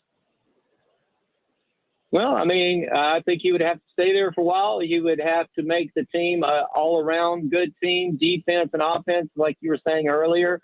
Every team he's coached, they have a great offense, but they don't have a great defense. So he's not an all-around head coach if you can't coach up both sides. I know they have coordinators to do that, but the head coach is the main guy that oversees everything. He is the CEO of the organization. You're absolutely right. Jimmy, we got to get to a break. Thank you for the phone call. Greatly appreciate it. Again, do I think that would happen? No. Is it fun to talk about? Yeah, because what a story that would be. Final segment of Hour 2 coming up. Dan Scott in for Rob Brown. Hang with us. We'll be back. The Rob Brown Show. Listen on your computer and tablet at ESPNUpstate.com. Do you have type 2 diabetes, high cholesterol, high blood pressure, gout? Do you have to use a CPAP machine? Maybe something that I haven't mentioned. Maybe you have one of those things and you want to reverse the symptoms for those. Well, let me tell you about the Health Dare. With the Health Dare, you're going to reverse the symptoms for all those things and even more things that I didn't mention. And when you reverse those symptoms, guess what? That's money back in your pocket because you don't have to pay for all those medications to treat those ailments. Another way with the Health Dare that you can save money is buy one, get one free, because you can bring in a buddy from work, you bring in a relative, bring in a spouse, you pay half, they pay half. You guys both get the program. You both get healthy from the cellular level. You're going to look good. You're going to feel good. You're going to have the energy to face the day. You are going to lose weight in 30 days guaranteed, or your money back with the Health Dare. And here's how you get started with the Health Dare. Just go to idareme.com, fill out some information, and one of the Health Dare coaches will bring you in for a free consultation and get you on the way to losing that weight. And don't forget, it is buy one and get one free. Go to idareme.com today. When you're there, make sure you tell them that Lonzo dared you. From the 106.3 WORD Weather Center, here's the Upstate's most trusted forecast on ESPN Upstate. Partial sunshine develops this afternoon, a high around 81. Tonight, partly cloudy skies, a low near 64. Saturday, mostly sunny, high of 83. And then by Sunday, a slight chance for showers and storms late with a high of 82. I'm meteorologist Jennifer Wojcicki on ESPN Upstate. Currently, it's 75. Keep up to date with every Upstate high school football game in real time with the ESPN Upstate score stream at ESPNUpstate.com. Set up a profile, create your feed, and follow your favorite teams. Know when the big plays happen and when the games go final. The ESPN Upstate score stream. Get all the high school football scores in one place at ESPNUpstate.com.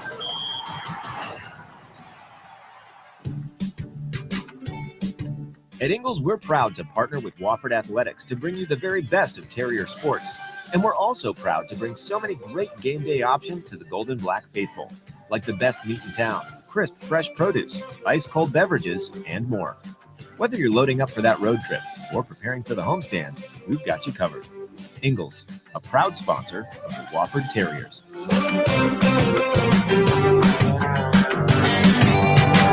Relax on and off the field with Founders Federal Credit Union. With services like Founders Online and the Founders app, you'll enjoy all the perks of a big bank with local personalized service. If you're looking for low rates, look to Founders. Not a member? Joining Founders Federal Credit Union is very easy. Visit relaxjoinfounders.com or one of our more than 30 office locations to see if you qualify for membership.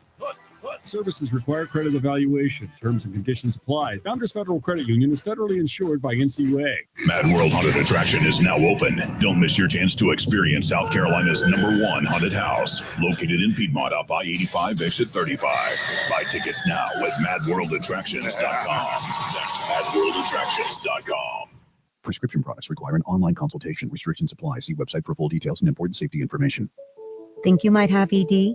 Not sure? Well, we'd like to let you in on a little secret. ED is common. About 40% of men experience ED by age 40, but the solution is simple. Find it at 4hims.com. I didn't have to talk to a doctor in person. There was no copay, and the medication was shipped right to my door in discreet packaging. Hims took care of it, fast and easy. Now our love life is better than ever. Get access to doctors online who can prescribe you FDA-approved ED medication if appropriate. The same active ingredient as name brands, but 90% cheaper. Skip the waiting rooms and pharmacy lines. Get a free medical consultation and rise to the occasion or your money back. Go to 4hims.com/joy to get your first visit free. No copay required. The only way to get this special offer is to go to 4hims.com/joy. FORHIMS.com/JOY.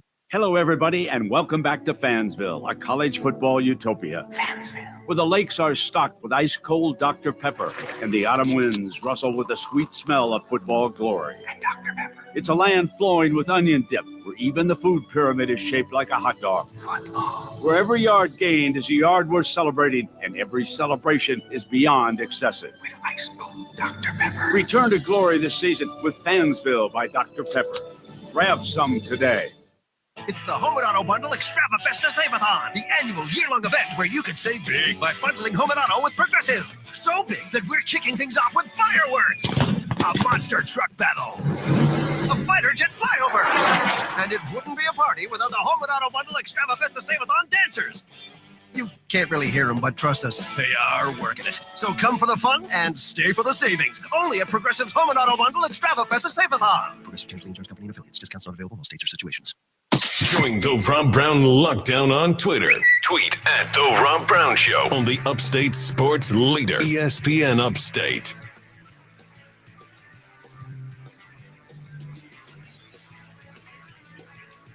Listener on the text line says that if Southern Cal came calling for Lane Kiffin again, they'd have to overpay by $2 or $3 million a year to get him because of the way they treated him the first time he was there. Well, you know what? He didn't have the kind of success there that they were expecting. But the way he was fired could have been handled a little better.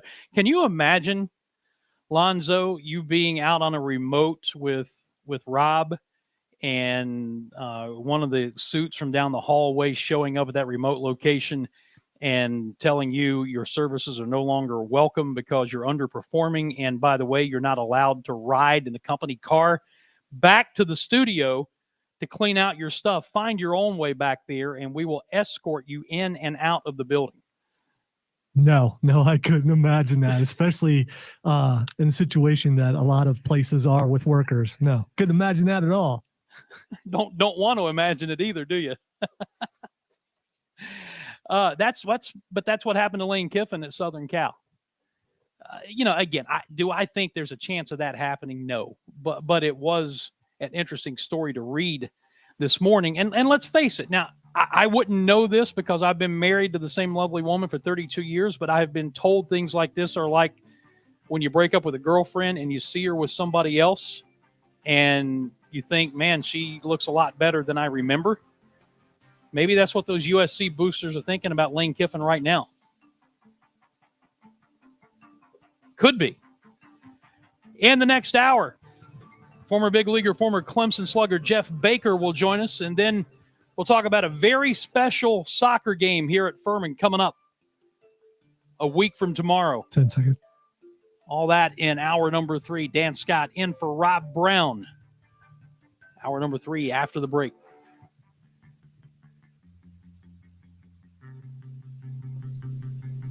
ESPN Upstate, WIRD Greenville, WORD Spartanburg, WFBC FM HD3.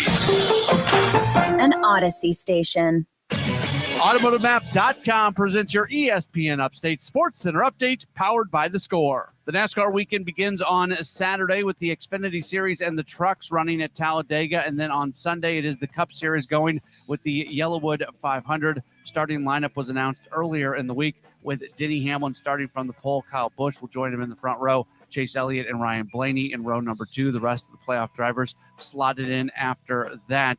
Brad Keselowski is the most successful active driver at Talladega. He has won there 6 times, including the first race there this year. Joey Logano has 3 wins at Talladega in his career, while Denny Hamlin and Ryan Blaney have each won there on 2 separate occasions. Download the Score app today, lightning fast sports alerts so you never miss a thing. It's why the Score app is one of North America's most popular sports apps. With your ESPN Upstate Sports Center update, I'm Matt Pauley. Have you heard the Rob Brown Show? ESPN, you or a sports show, correct? The co-host couldn't watch the once-a-year All-Star game because of a family night, but if he watched it, he would have fell asleep in the first inning. I truly think if ESPN was aware, how are you guys on molesting their name, they would drop the affiliation. Do you think they would drop the affiliation of the nominated best sports talk show in the state of South Carolina?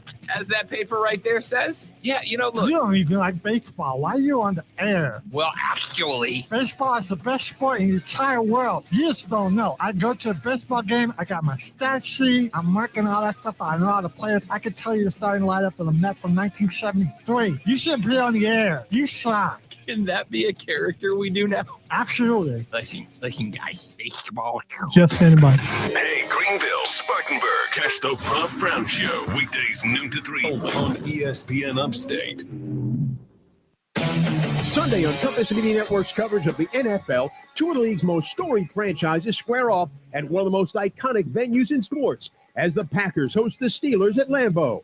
Hi, this is Chris Carino. Join Brian Baldinger and me for all the action in Green Bay as Ben Roethlisberger and the Steelers look to outduel the resurgent Aaron Rodgers and the Packers. It's the Packers and the Steelers. If it's the NFL, it's right here. Sunday afternoon at 4. The NFL plays here on ESPN Upstate.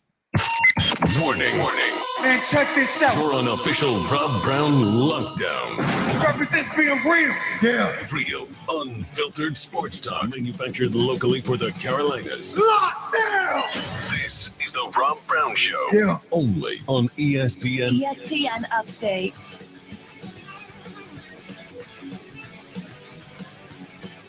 It is the final hour of the week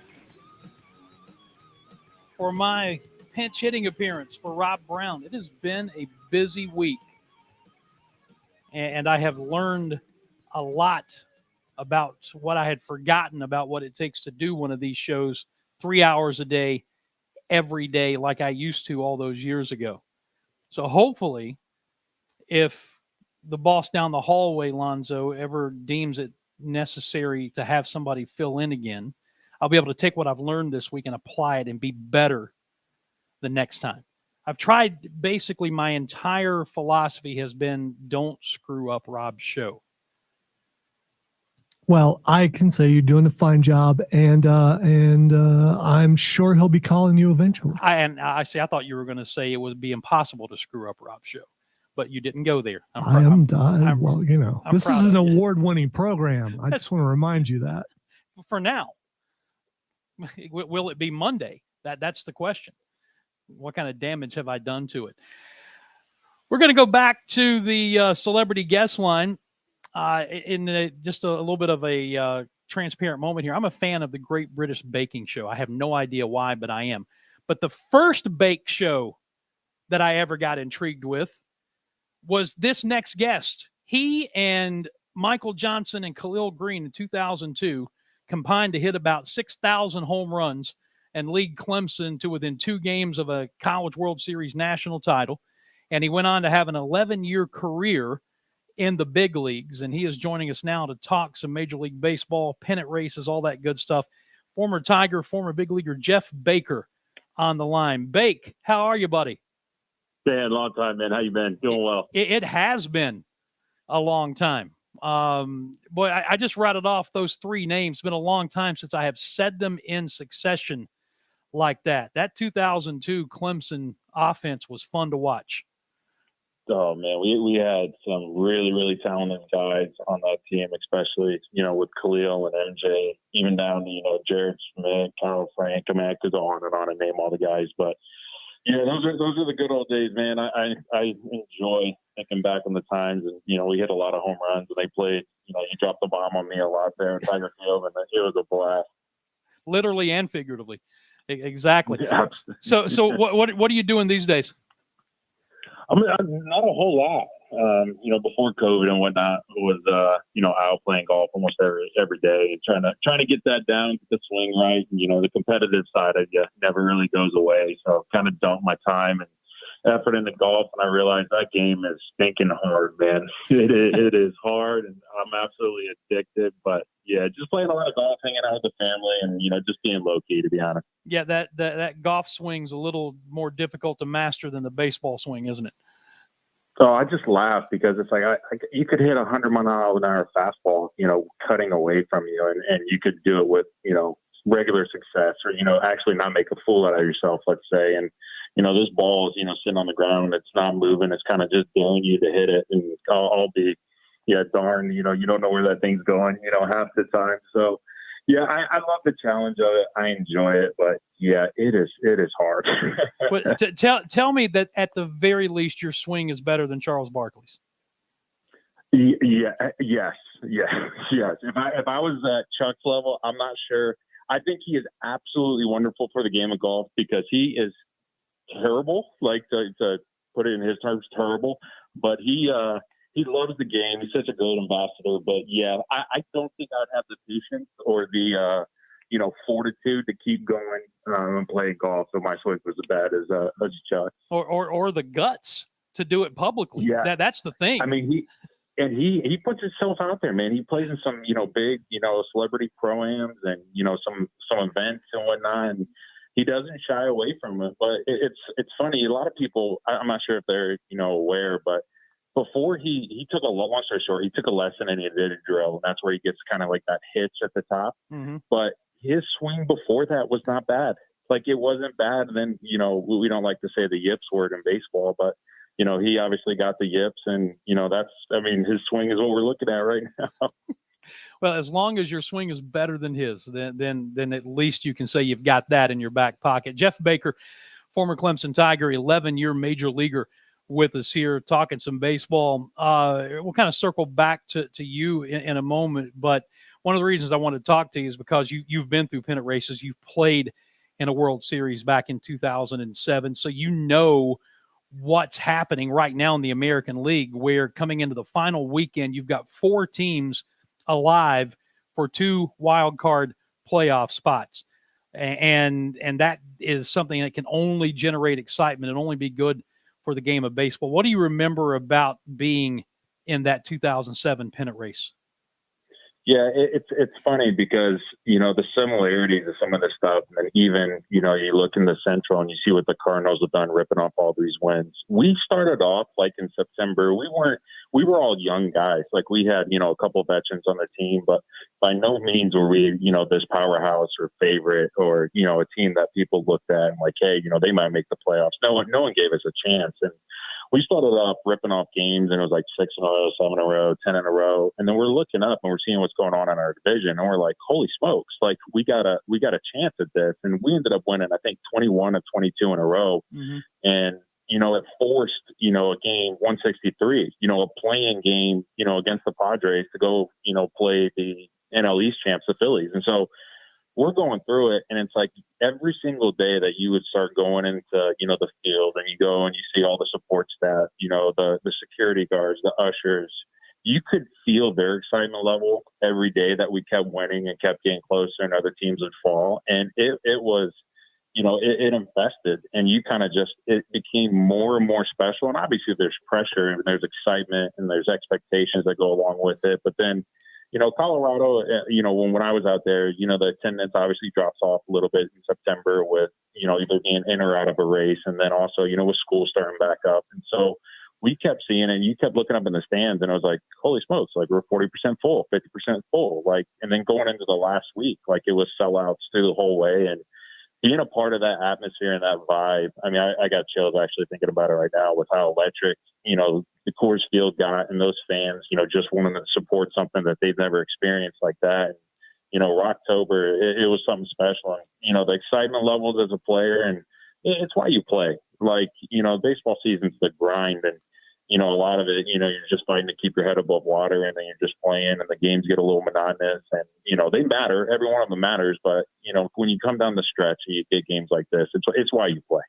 Is that a situation, I'm thinking specifically about walking out onto the field, maybe for batting practice for the first game of that 2007 World Series when the Rockies played Boston? Is that a moment where, even if you're a seasoned veteran, and I think you were in your third season then in the big leagues, does that when the little boy comes back out in you? Yeah, you 100%. The biggest thrill, and I don't care what any, you know, big leaguer, whether they're, you know, it's their first one or it's their 15th, opening day, and then that national anthem. And for me, it's always the flyovers. Growing up a military kid, and when the planes fly over and those jets are roaring, like it's something. It brings it all back, and it's like you're nervous, you're excited. You know, you start feeling the adrenaline that you haven't really had in a long time, and you kind of feel it. And yeah, it's up there. You know, especially, you know, opening day, veterans will get nervous and get excited, and then the playoffs, it's a different beast. Jeff Baker joining us, a former Clemson standout, and 11 years in the big leagues with the Rockies and the Cubs, the Tigers, the Braves, Texas, and the Marlins. Compiled his 11-year career. When you look back, you were so highly touted coming out of Clemson. And deservedly so, because you had such a great collegiate career, and you achieved the dream and had a decade plus in the big leagues. But for the most part, you had to adjust to being a role player in the big leagues. What was that adjustment like for you? How did you have to change the way you went about your business? How did you have to change your game? How did you have to change your mindset in order to stay in the big leagues for 11 years? Yeah, absolutely. It's a great point. The biggest thing for me, and I was fortunate that I had, you know, Jack Leggett and Tim Corbin and Kevin O'Sullivan. And so from a very early on point, you know, the mentality at Clemson was fundamentals, hard-nosed baseball, and winning. It wasn't about individual stats. It wasn't about, you know, hey, that's great, I'm an All-American, or hit this many home runs. None of that mattered. You know, they instilled it from me from day one. And the reason we had a lot of success, and Coach Leggett had a lot of success, is everybody bought into that. And so when you're coming up and, you know, you get drafted and you're the bonus baby and you sign for, you know, a decent amount of money, and then you go through the minor leagues and you just kind of get, you know, you ascend up, and it got to the big leagues and was kind of stuck. You know, there's a lot of players at the positions, you know, that I played that were established veterans that were, you know, in the prime of their career, and I wasn't going to be able to unseat them. And the landscape of baseball back then was a little different. I don't want to say old school, but the mentality, as players, you just didn't go into front offices and say, hey, I want to be traded. Like, that just wasn't the landscape of the way the game was. So I'm sitting there in my first year, and, you know, I'm coming off the bench and I'm playing, and then it's like, they're looking at me, they're like, hey, you're athletic, you know, can you play first base? And I was like, yeah, I can play first base. They're like, what about second? I was like, yeah, sure. And so I never thought, like, I went out there one day for early work with our infield coach and did some work at first base. Never played first base in my life, mind you. And then we come back in, you know, get a workout in and go out for BP. And I look at the lineup and my name's at first base. And I'm like, holy smokes. Like, very, very quickly learned, you know, if I can do all this other stuff and I can play, will you have the individual accolades? Probably not. But will it give you a chance to, you know, sustain it and play, you know, 10, 11 years? Yeah, absolutely. But the biggest challenge is the mindset of, you're not going to feel good every day. Baseball is a timing game, and you're not going in there. If you're not playing every day and you're not starting, it's really hard to have timing and rhythm and kind of, work off, how your swing felt one day to the next. And so it's the mentality of, I'm going to go out of here and compete no matter what. I might have, on an A to F range, I might have my F swing today, but that pitcher doesn't care. My manager's counting on me. I got to go out and play this position. All the variables and all this stuff, you can look at it and you can say, oh man, this stinks. This is hard. Yeah, it's really hard. Pinch hitting is really hard. Playing off the bench is really hard. Multiple positions is hard. But I kind of took it as a badge of honor. Like, hey, not a lot of people can do this well, and not a lot of people, can play as long as I did, basically being, a role player, their whole career. And so I enjoyed the challenge, but if you take the mindset and the mentality of, oh, this is tough, I don't want to do this, I need to start, I need more at bats, you're going to get eaten alive. And I've seen so many guys, unfortunately, that way more talented than me, way more talented, and they kind of took that mentality and approach, and next thing you know, they're out of the game in 6 months to 18 months, just because they don't want to fight, they don't want to compete, they don't want to adapt. And you also have to be willing to check your ego at the door to a certain degree. And you mentioned Jack Leggett, who I have come to admire so much in the time that I got to spend with him there at Clemson. You got a little taste of that, if I recall. Correct me if I'm wrong, in 2002, because you had been the shortstop and Khalil Green was at third base, and he flip-flopped you too early in that season, didn't he?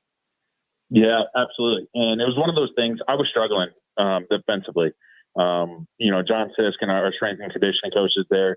I gained some weight, good weight, but I wasn't getting to balls that I normally got to. And I was rushing throws, and it was kind of taxing. And Coach Leggett, saw that. And he also had, kind of the foresight to say, hey, Khalil, you're probably, at the next level, you're going to be a middle infielder, and, Bake, you're going to be, a corner guy. And he was dead right. And I remember at first he came up to me, and even though I was struggling, I was like, forget this. Like, I'm a shortstop. I'm the guy. Then starting shortstop 2 years, went to the World Series, ranked number 1 in the country. Like, no. And then it's like you realize very quickly, and he approaches it so well. And, again, reiterating it from day one when I got on campus down there, this isn't about you. This is about the team. And, you take it in stride. And but by able to doing that, the funny thing is I remember Khalil, I think, was more mad than me because he had his, his comfort zone and his niche over there at third. And we both, it's just like, hey, this is what's, best for the team. I didn't truly understand it at the time, obviously. And I was a younger, a little more hot-headed kid than I am now. And so you take it in stride and you roll with it, because if we would have sat there and pouted or done something, our team wouldn't have had the success. We would have had internal problems and all this, but Coach Leggett never let that happen. And he grooms you and conditions you and, basically nurtured you so well that we didn't really have egos on that team, and we very well could have. Jeff Baker joining us as we close it out, looking at that wild card race in the American League right now. The Yankees are 2 games up in the first wild card spot. The Red Sox and Mariners are tied for the second spot, and the Blue Jays are 1 game behind. Anybody in particular you're rooting for as far as the 2 teams for those 2 spots? What do you think will happen? What would you like to see happen? I have a lot of friends that still play for the Yankees and the Sox, and so it's so funny. This was about 7 days ago. One of my buddies is a starting pitcher up there for the Red Sox, and they're looking at it and they're playing well. This is before they obviously got swept by New York, and so they're playing well. And listen to their mindset. They're like, hey, we still have a chance at the division. Like he's like, we got these games. Like we can go here and win this, win that, and it's like I'm pulling for the Red Sox. I Boston is a special place for me, from the World Series, that fan base, how rabid they are. I'd like to see the Red Sox get in, but I'm telling you, when teams like Seattle that aren't supposed to be there, or Toronto that are very, very young, but these kids today are so extremely talented and gifted, it's going to be fun to watch. Like, I wouldn't count out either one of those teams, and I'm telling you, if I was a betting man, I would probably stay out of this one.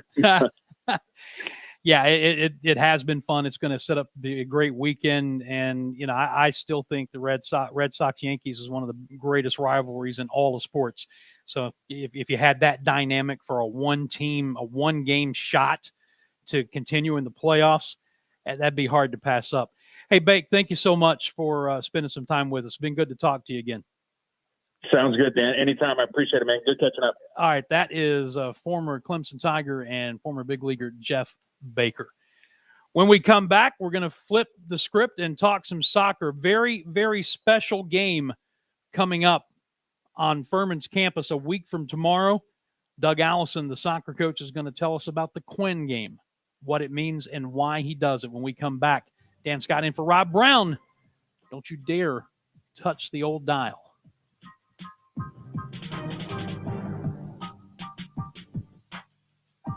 The Rob Brown Show. Listen on your Amazon or Google smart speaker. Just say, play ESPN Upstate.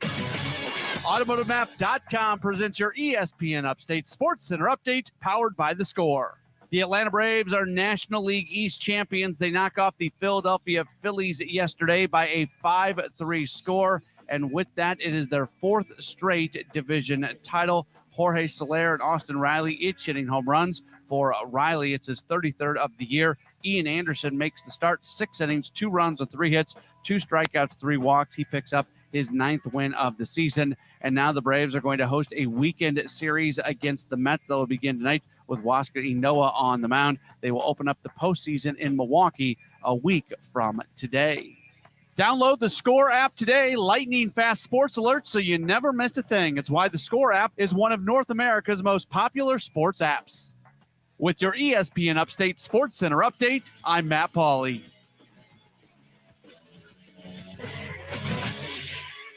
The Burns Rebels play on ESPN Upstate. The Rebels return to action tonight as they host the Spartanburg Vikings to begin region play. It's Spartanburg at Burns tonight on ESPN Upstate. Powered by your local Ingalls Market. Oh, according to research, 82% of people remember radio ads. That means that 82% of you listening right now will remember that this is an ad for ZipRecruiter. If you're hiring, 82% of you will recall that ZipRecruiter makes hiring faster and easier. And 82% of you will note that you can try ZipRecruiter for free today. But you have to go to ZipRecruiter.com/radio, like where this ad plays. 82% of you will keep in mind that ZipRecruiter's technology finds qualified people for your job and actively invites them to apply. Scott, is that you? Who are you talking to? 82% of you will also know that I live with my mom. But the most important thing to note is that ZipRecruiter works. In fact, 4 out of 5 employers who post on ZipRecruiter get a quality candidate within the first day. Will you be part of the 82% who remember where you can try ZipRecruiter for free? It's ZipRecruiter.com/radio. Again, that exclusive link is ZipRecruiter.com/radio. Yes, radio. That's ZipRecruiter.com/radio. The Greenville Triumph Soccer Club continues their playoff push Friday, October 1st at 7 p.m. against Fort Lauderdale CF at Legacy Early College in West Greenville. Tickets start at $10 and they will go fast. So get yours today at TriumphTix.com. That's TriumphTix.com. Mad World Haunted Attraction is now open. Voted one of America's top haunts and #1 in South Carolina. Experience the biggest and scariest haunted attraction. Full of dark woods, incredible set designs, special effects, and top-notch actors. Grab your friends and get ready to scream. Mad World is more than just a haunted house. There are escape rooms, scary carnival games, concessions, bonfire, amazing photo opportunities, a gift shop, and our brand new 18-hole Ghost Town mini golf. Mad World has scary Doug entertainment Allison for all standing by. ages, including families, adults, teenagers, and the adrenaline junkies at heart. Located in Piedmont off I-85, exit 35, Mad World Haunted Attraction is the place to be this Halloween season. Don't miss it. Buy your tickets now at MadWorldAttractions.com. That's MadWorldAttractions.com. The Burns Rebels play on ESPN Upstate. The Rebels return to action tonight as they host the Spartanburg Vikings to begin region play. It's Spartanburg at Burns tonight on ESPN Upstate. Powered by your local Ingalls Market. Slowly toward Bryant. He will glove it and throw to Rizzo. And the Chicago Cubs win the World Series. 5 years ago, the Chicago Cubs made a magical run to the World Series championship. Grown men cried, strangers hugged each other. A 108-year curse was lifted. The new podcast, The Run, relives the 2016 postseason game by game, all the drama on the field and off. Listen and follow The Run on the Odyssey app, Apple Podcasts, Spotify, or wherever you get your podcasts. Did you know the arrow in Amazon's logo represents A to Z? Maybe the My Computer Career logo should represent unemployed to employed. Ryan was out of work when he started classes in March. In September, he started his IT career, working for Amazon, making more money than he ever thought possible. Here's a prime opportunity. Go to mycomputercareer.edu and take the free career evaluation today. You could start your new life as an IT pro in as little as 4 months. It's not rocket science. It's mycomputercareer.edu. Get in the zone, AutoZone. Welcome to AutoZone. What are you working on today? Time for an oil change? We've got what you need to check it off your list. Right now, you can get 5 quarts of Valvoline Max Life High Mileage Motor Oil and an STP oil filter, plus an STP air filter or cabin air filter, all for just $35.99. And you can get it all fast, your way. Just order online with our free same-day store pickup or next-day delivery. Get in the zone, AutoZone. Start your job today at AutoZone.com. Restrictions apply. This report is sponsored by ExpressPros.com. Looking for a holiday job or seasonal work? It's time to get to know Express Employment Professionals. Visit ExpressPros.com to find your local office and let them help you find a job. No fees for job seekers. ExpressPros.com. There's the rest, and then there's the best. You're listening to the best sports talk show in the state, according to the South Carolina Broadcasters Association. The Rob Brown Show on ESPN Upstate. Dan Scott in for Rob Brown, continuing and getting closer to wrapping up my week of pinch hitting while he's off on vacation.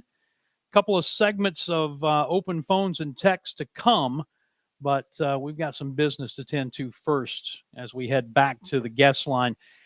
Doug Allison is one of my favorite, not just coaches, but one of my favorite people. I give him a hard time. He gives me a hard time.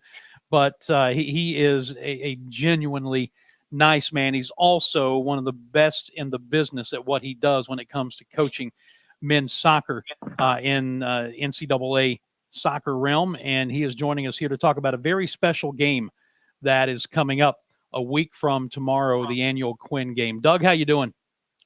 Fine, thanks, Dan. Thanks for that nice intro. That was very nice of you. What's wrong? You feeling okay? Well, you know, I figured I could go one of two different ways. I could have gone with the standard. He only knows one baseball trivia question because it has his name as the answer, but I decided to be nice, and you won't even accept it.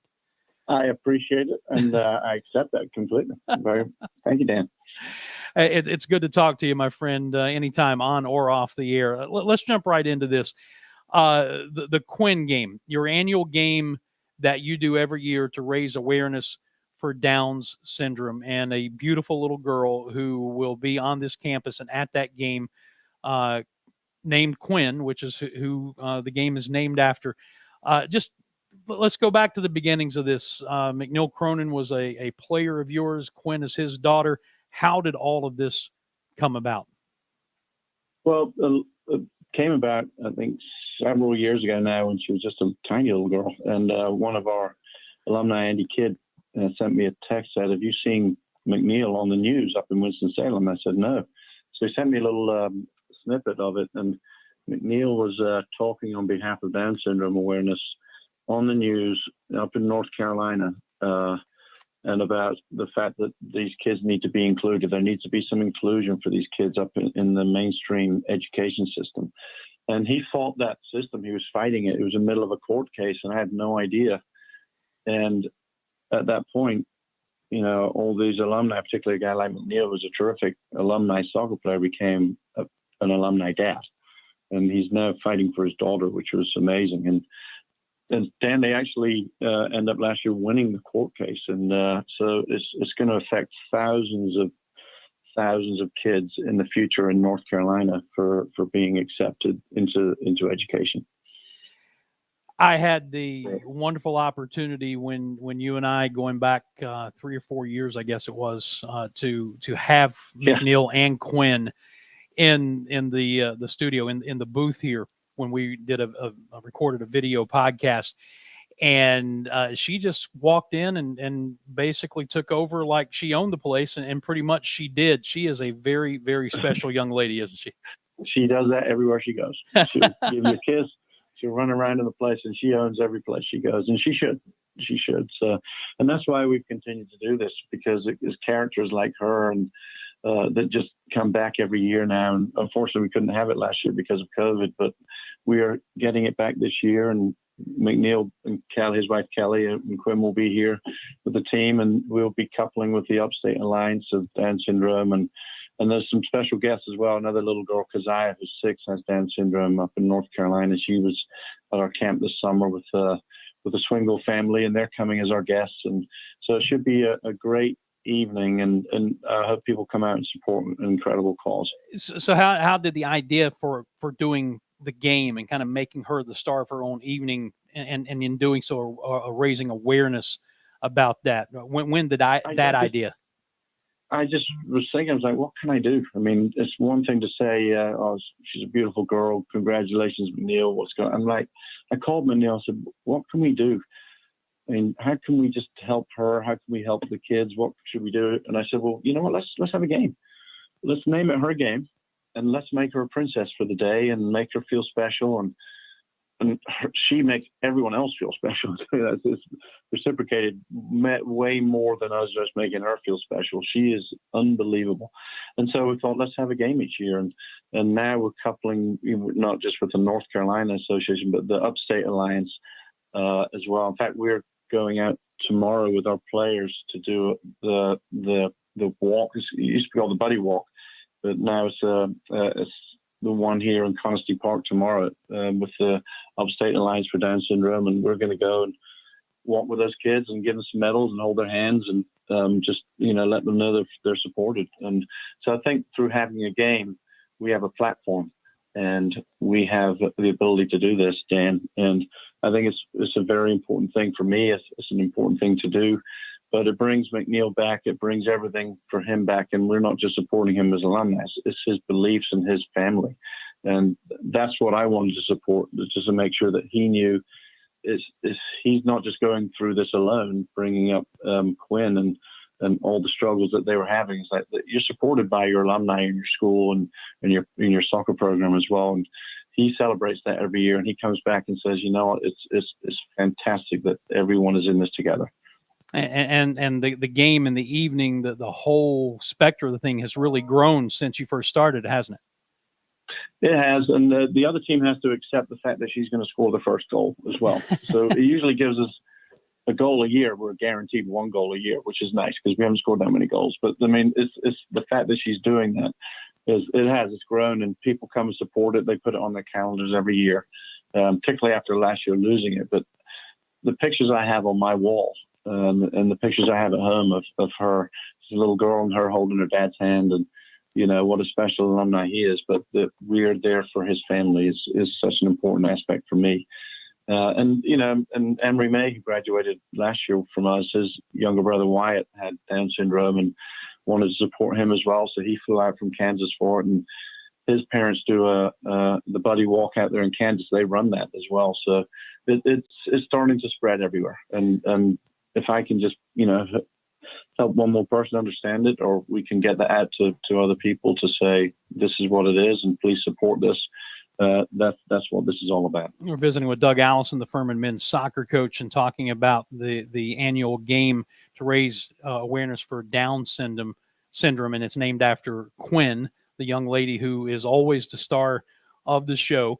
And I love the fact that it's branched out into other things. As you mentioned, the team is going to be taking part in the Step Up for Down Syndrome walk at Conisty Park tomorrow. So it's not just like a one-time thing. This has really grown into a mission, hasn't it? Yeah, and it's really important for me that we do this the right way. And that's right, Dan. I mean, it could easily have been a one and done. And all right, thanks for supporting this, and it looks good. But no, this is more than the game. This is, everyone else goes home with their kids, and we go home and they realize how many struggles or how much support they have, and they need to know that we are supporting them every year. And this is the first year we've been able to do the Step Up for Down syndrome here in Greenville, because we've always had a game. And Nia Zambrano, who lives down my street with her son Joe has Down syndrome, and I see them in the street every once in a while in our neighborhood, and he's always very, very polite. He's such a good kid. And, it's nice for us to actually go into the Greenville community and say, we're here to support these kids as well. and just get our guys out there. And it's really going to be good for our guys to see these kids and be with these kids, because you can't fool a kid. You can't. I mean, it's just you and that young kid, and they're holding your hand, and you're walking around the park with them, and you've got to talk to them, and you've got to interact with them. And there's nothing else to prepare. You can't be prepared for that. You just got to go and do it. And our student athletes here at Furman, they get so much out of that because they're put in situations where it make them a little uncomfortable at first, Dan. But that's okay. They need to realize that, maybe we should be doing more of this and supporting kids that just maybe need a role model and someone to look up to as well. And guess what? That's student athletes. Well, I've been to that game. I think I was at the 2019 game, the last one that you were able to have prior to COVID. I've seen the way that your players interact with those kids, and there were several more youngsters with Down syndrome there that night than just Quinn. And to see how they were embraced, how they were treated, and how your kids, they don't seem, if they are uncomfortable, they hide it very well, because it seems to be a natural affection that they have for those youngsters. Yeah. And that's good. I appreciate. I'm glad you said that, because it makes me feel good about that our guys are doing that stuff. And I'm excited for the game. And thanks for promoting it as well, Dan. That means a lot for us, because the program stands for more than just the results here. And I do too, and I know you do, and that's why I think we get along so well. Well, it's 6:30 is when the ceremonies will start for a 7:00 kickoff, and that is a week from tomorrow against Greensboro, here on Furman's campus at Stone Stadium for the annual Quinn game. And she will score, right? And she will not let her daddy score the goal for her like she did the first year. The first year, he forgot that she was actually in her arms, and he was running with a 2-year-old and 3-year-old and just run down, and he actually scored. He said, "Oh my word, I should let her score." He was reliving his old glory days, that's for sure, which was great. This is the time where he gets to celebrate Quinn. He gets to celebrate being a Furman alum and coming back on the stadium, where he was terrific for us too. What a player McNeil was. Well, you can find out more about the Quinn game and the soccer program at large at Furman by going to FurmanPaladins.com to the men's soccer page. And we hope that folks will take time to come out a week from Saturday to the Quinn game here on campus, because I promise you, when you go to it once, it's something you'll want to make a regular part of your yearly soccer attendance. Thank you. Dan, let me just say this as well, that we had our lunch and learn last year through the COVID, and McNeil was featured on that. You were very gracious to let him be part of this. And I tell you what, I think that made an impression out of, anyone who listened in or watched into that lunch and learn that day could see the quality that McNeil has and the quality that Furman produces. Well, I was happy to do it, and we will be sure to do it again. Hey, Doug, I know you got some meetings and other stuff going on, so thank you for your time, and look forward to talking to you this week. Thanks, Dan. Talk to you soon. All right, that is Furman men's soccer coach Doug Allison. And again, the Quinn game is a week from tomorrow here on campus at Furman, as they continue their great work in raising awareness for youngsters with Down syndrome. I promise you, if you see it, it will absolutely capture your heart. All right, to break we go. Final 2 segments are all about you. What you got for me? Dan Scott wrapping up his tenure in hosting for Rob Brown when we come back. The Rob Brown Show. Listen on your computer and tablet at ESPNUpstate.com. I'll be back. This is SportsCenter. I'm Christine Lisi. This just in. Titans receivers Julio Jones and A.J. Brown and linebacker Bud Dupree are all out Sunday against the Jets. Buccaneers tight end Rob Gronkowski, outside linebacker Jason Pierre-Paul will be game time decisions Sunday night against the Patriots. Tom Brady's return to Foxborough. Gronkowski's been one of Tampa's most potent red zone weapons this season. Ravens QB Lamar Jackson returned to practice, putting him on track to start Sunday against the Broncos. He missed the last 2 days with a sore back. National Women's Soccer League, dealing with fallout from allegations of sexual misconduct against a former coach, has postponed this weekend's scheduled games. North Carolina Courage coach Paul Riley fired by the team yesterday following reports detailing patterns of sexual misconduct, harassment, and coercion spanning over a decade. Baseball, the Cardinals reached a 1-year extension with ace Adam Wainwright. From the Ingalls Market Studio, this is ESPN Upstate. 97.7 FM Greenville, 97.1 FM Spartanburg, ESPN Upstate. An Odyssey station. If you are 18 years or older, use marijuana regularly, and are interested in cutting down, you may qualify for a research study at Behavioral Health Services of Pickens County. The study is testing an investigational medication to help cut down the use of marijuana. Evaluation and procedures are free of charge. Compensation up to $1,210 is provided. Strictly confidential if you are interested. Call 864-898-2992 or find us on Facebook.com/BHS Research DEPT. Sponsored by MUSC. This feature sponsored by Navage. Worried about what you're breathing in? With each breath, allergens, germs, and viruses get trapped in your nose. Now there's a simple, easy, and effective way to clean your nose and protect your health. It's called Navage. Navage. Available at Navage.com. Mad World Haunted Attraction is now open. Don't miss your chance to experience South Carolina's #1 haunted house. Located in Piedmont off I-85 exit 35. Buy tickets now at madworldattractions.com. That's madworldattractions.com. The motto for world-class competition has always been faster, higher, stronger. It's the same for Navien, makers of condensing tankless water heaters. Faster to install and set up. Higher performance and efficiency to provide endless hot water. Stronger with the industry's strongest warranty. All because of the copper-free stainless steel heat exchanger built in every unit. Learn about Navien's condensing tankless water heaters and find a Navien contractor at tanklessmadesimple.com. That's tanklessmadesimple.com. Get stylish, durable flooring for your home that will last a lifetime. And get it installed with help from Lowe's. Get Stainmaster Pet Protect carpet starting at just $199 per square foot. And Pergo Wet Protect laminate starting at $249 per square foot. Both with limited lifetime warranties. Order now, only at Lowe's. Home to any budget, home to any possibility. Install available in-store only and through independent contractors. See Lowe's.com for details and licensing. U.S. only. See Lowe's.com product detail page for more warranty information.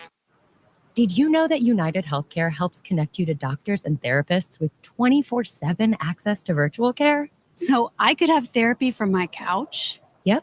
Or a doctor appointment from my car? If you wanted to.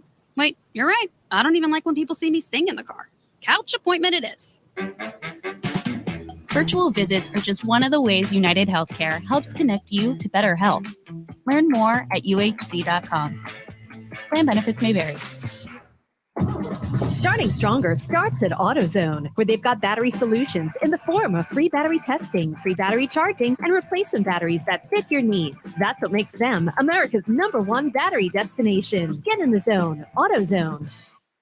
Today's pros need today's tools. 1 minute. And nobody understands that better than the Home Depot.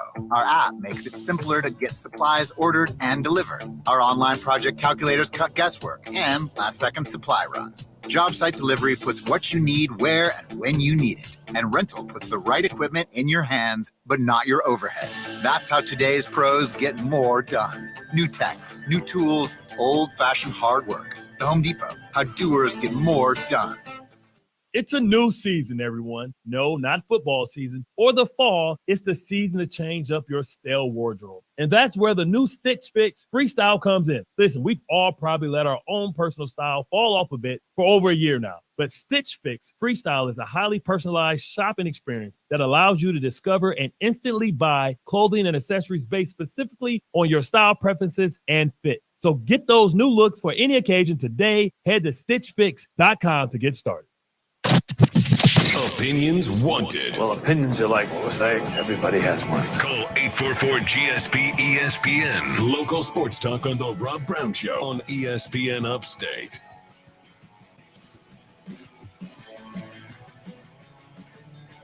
All right, we are back. Coming down the home stretch for the week. Man, just another huge weekend of stuff coming up, particularly in the realm of college football.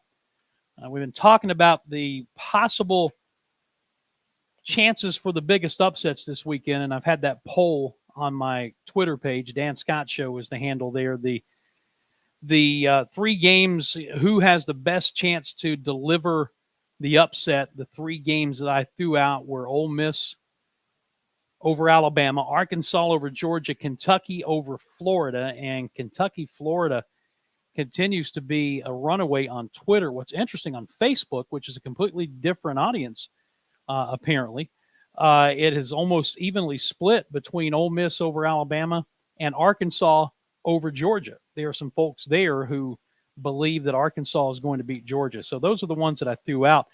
I tell you the game, though, that I think I'm going to be most intrigued about this weekend is going to be the Cincinnati-Notre Dame game. Notre Dame is coming off of a 41-13 win over Wisconsin, and that game was much closer than that. And Cincinnati is coming off of a bye week. They had beaten Indiana the week before. And even though the Bearcats are ranked number 7 in the country and Notre Dame is ranked 9th, I think most people would look at this game and say Cincinnati winning that game, if they did, would be an upset, even though they're the higher ranked team. I'm not sure I would agree with that, but I think a lot of people would view it that way because of the names. This is a defining moment for Luke Fickell at Cincinnati. He wants to be the first coach to take a group of 5 team into the playoffs. And we know that the chances to do that, despite what the playoff committee says, the chances to do that are not impossible, but they're close to it. You have to have a ridiculously special season as a group of 5 and then hope that other schools in the Power 5 conferences have some issues. If Cincinnati wants to get in and they want to add to their resume and they want to catch the attention of the committee, which will start voting and putting out its poll in November, then this is the week. The Bearcats have to win this game, and they would be doing it on the road, which would make it even more impressive. So that's the one that I'm looking at. I'm also looking at, and I thought about putting this one on the list as far as possible upsets. I'm still not fully, and my son-in-law is going to kill me for this, but I'm still not fully buying the Michigan Wolverines right now. And I know Wisconsin just lost to Notre Dame, but they're at home. Michigan is undefeated, ranked 14th coming in. I've got a sneaking suspicion that Jim Harbaugh and the Wolverines are going to come back down to earth this week. I've got a sneaking suspicion that Wisconsin is going to win that game. Again, I'm just not sure I'm ready to buy into the fact that Harbaugh's got it figured out. You know, he made staff changes. There was a question as to whether or not he was going to keep his job. They signed him to a new contract, paid him less money to do so. They're 3-0. But do they have it figured out? I'm not sure. I think Wisconsin's going to win this game at Camp Randall. And then I look, we've talked with multiple people this week about Clemson and their offensive struggles and how the offensive line, through youth inexperience and injury, has grossly underperformed, how DJ Uiagalelei has grossly underperformed, how the running game, largely because of the offensive line issues, has grossly underperformed, and now you're down Will Shipley. Lynn J. Dixon entered the transfer portal a couple of weeks ago. So you are very, very thin at the running back position. There's every reason to believe that an undefeated Boston College team can come into Clemson and beat the Tigers, deal them their 3rd loss of the season in 5 games, and knock them out of the top 25, which many people believe they should already be out, but they're hanging on by the skin of their teeth in both polls at 2-2. There's every reason to believe that Boston College is going to come in and win this game, and yet there's something in me that says this may be the week that we start to see some changes. This may be the week that we start to see the Clemson offense do a little more with DJ in the running game and try to get his confidence built up there. I mean, let's face it, they're going to have to do something with the way the offensive line is played and with now the running back issues they have. But there's just something. I came in to today fully intending to say that Boston College is going to win this game and go 5-0. But the longer we've gone through the show, there's just something that says to me that this may be the week that you see that offense start to turn the corner. Not that they're going to solve everything this week. They got a long, long way to go.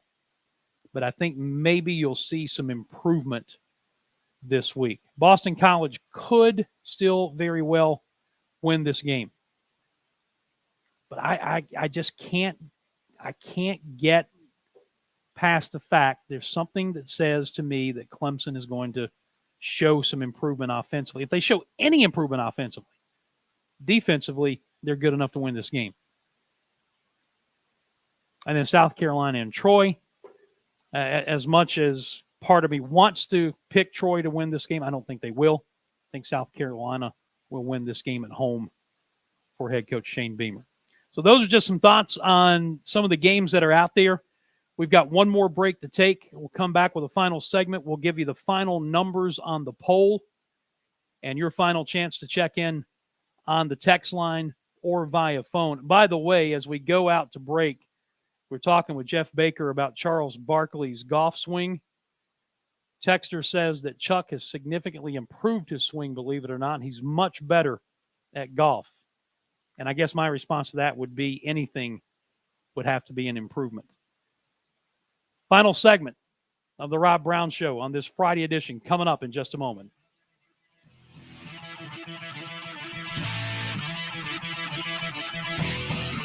The Rob Brown Show. Listen on your Amazon or Google smart speaker. Just say, play ESPN Upstate.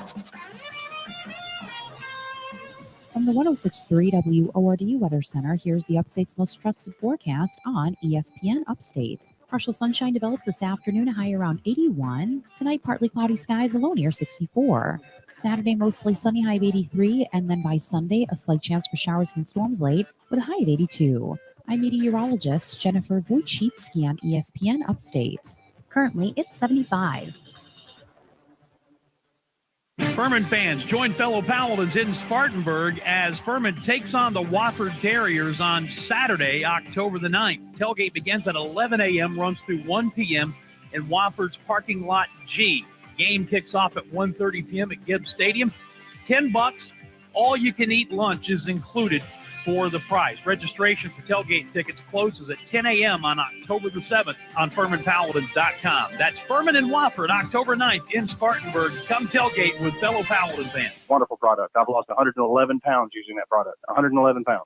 You could not believe the difference. I went from a size 48 pant to a 33 pant, and I've maintained that now for over almost a year now. Yeah, absolutely. Andro 400 has helped me lose 111 pounds, and I've maintained my weight for almost a year now. Thanks, James, for that inspiring testimony and 111 good reasons to choose Andro 400, the most effective and natural way to lose belly fat, increase libido, gain energy, strength, and muscle while safely boosting your testosterone levels. So, guys, how many reasons do you need for trying Andro 400? Well, here are 2 more great reasons. Order now and get free shipping plus an additional $6 off when you use the code SAVE6. That's SAVE6. Call 888-400-0435, 888-400-0435, or go to andro400.com. Andro400.com. By texting 484848, you agree to receive recurring automated marketing messages from Freshly. Message and data rates may apply. No purchase required. Terms apply. Available at freshly.com/terms. It's the Great American Dinner Race in this kitchen. Bob? With one of those meal service plans that come with portioned ingredients you have to prepare. Hey, where's the broccoli? And in the other kitchen, How's it going? Jackson. with Freshly, chef-prepared and fully cooked meals delivered to your door. I'll have Freshly's peppercorn steak, sauteed carrots, and French green beans. He puts it in the microwave. Bob is still assembling his ingredients. Celery sorta floppy. Ugh. Jackson's delicious Freshly meal is ready to eat. So good. And Bob's meal? Forget it. I'm ordering meals from Freshly. Freshly chefs cook nutritious meals from delicious whole food ingredients and deliver them right to your door. And right now, get $40 off your first 2 weeks when you text HUNGRY to 484848. Text HUNGRY to 484848 for $40 off. Text HUNGRY to 484848. Mad World Haunted Attraction is now open. Don't miss your chance to experience South Carolina's #1 haunted house. Located in Piedmont off I-85 exit 35. Buy tickets now at madworldattractions.com. That's madworldattractions.com. We're planning a trip to Spain later this year. But our Spanish is... It's pretty bad. When you learn a language, you want to actually use it. Babbel is designed with that goal in mind. Babbel's conversation-based method teaches you real-life words and phrases. And with Babbel's interactive, bite-sized lessons, you'll remember what you learned. ¿Cómo te llamas? ¿Cómo te llamas? ¿De dónde eres? ¿De dónde eres? No matter your learning style or experience level, Babbel has lessons designed for you that will get you speaking quickly and confidently. I tried learning Spanish before, but I couldn't stick with it until I found Babbel. There's no easier way to learn another language. Ahora hablamos español. He just said now he speaks Spanish. I can't wait to use our new language skills on our upcoming adventures. Babbel, language for life, celebrating 10 million subscriptions sold. Now try Babbel for free at babbel.com. Just go to babbel.com and start learning a new language today. That's babbel.com. BABBEL.com. Get in the zone. 1 minute. Welcome to AutoZone. What are you working on today? So your headlights are getting dim? With the seasons changing, now's a great time to change them. Upgrading your headlights can ensure you'll be safe and ready to handle darkness and fog. Oh, and we recommend replacing in pairs. That way you won't have uneven lighting over time. You can get all of your lighting needs fast with our next day delivery and free same-day store pickup. Getting the job You're done welcome. just got easy. Restrictions and details at AutoZone.com.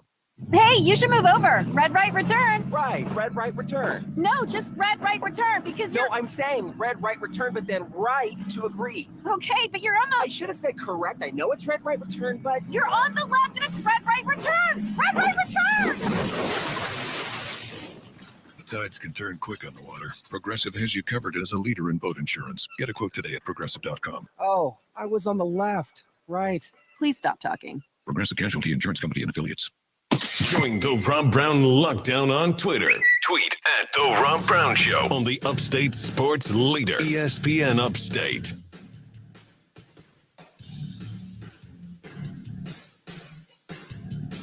Now we are back to put a wrap on things for the show for the week. Offside with Mark Ryan is next, 3 to 7. And that's been fun. So I was telling Lonzo during the break, shaking off a little rust this week from not having done this for a while, but hopefully you've enjoyed it and got a little something out of it. Tried not to mess Rob's show up too much. But have some fun in the process. The poll, which the voting will continue for another 19 hours because I set it up that way for some reason, but right now still 46% choose Kentucky over Florida as the most likely upset. The other options, Ole Miss over Alabama, Arkansas over Georgia. And that's at Dan Scott Show on Twitter if you want to check that out and go there.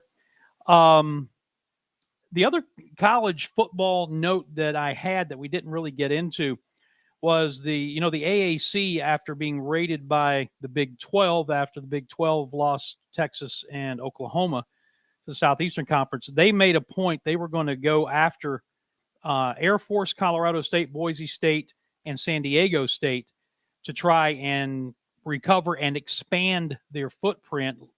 Earlier this week, Boise State and San Diego State said no thank you. And earlier this morning, Pete Thamel from Yahoo Sports is reporting that Air Force and Colorado State have also said no thank you to the AAC. So at least for the moment, the Mountain West is staying intact. There's a belief that Boise State and San Diego State are just waiting for better offers from someone, including perhaps a further expanded Big 12 or a Pac-12. But at least for the moment, the Mountain West is staying intact, and those four schools are all saying no thanks to the AAC. As mentioned, Mark Ryan is coming up next. I'll be back with you from a broadcast standpoint a week from Saturday when Furman travels to Wofford. Off week this week. It's a 1:30 kick. Pepsi countdown to kickoff next Saturday from Gibbs Stadium is at noon. And we look forward to being back behind the mic for the renewal of a great college football rivalry, Furman and Wofford. Lonzo, again, thank you so much for guiding me through this week. And I know you've still got some work to do. 10 seconds. Mark Ryan is next. Until next time, I'm Dan Scott saying God bless you and so long, everybody.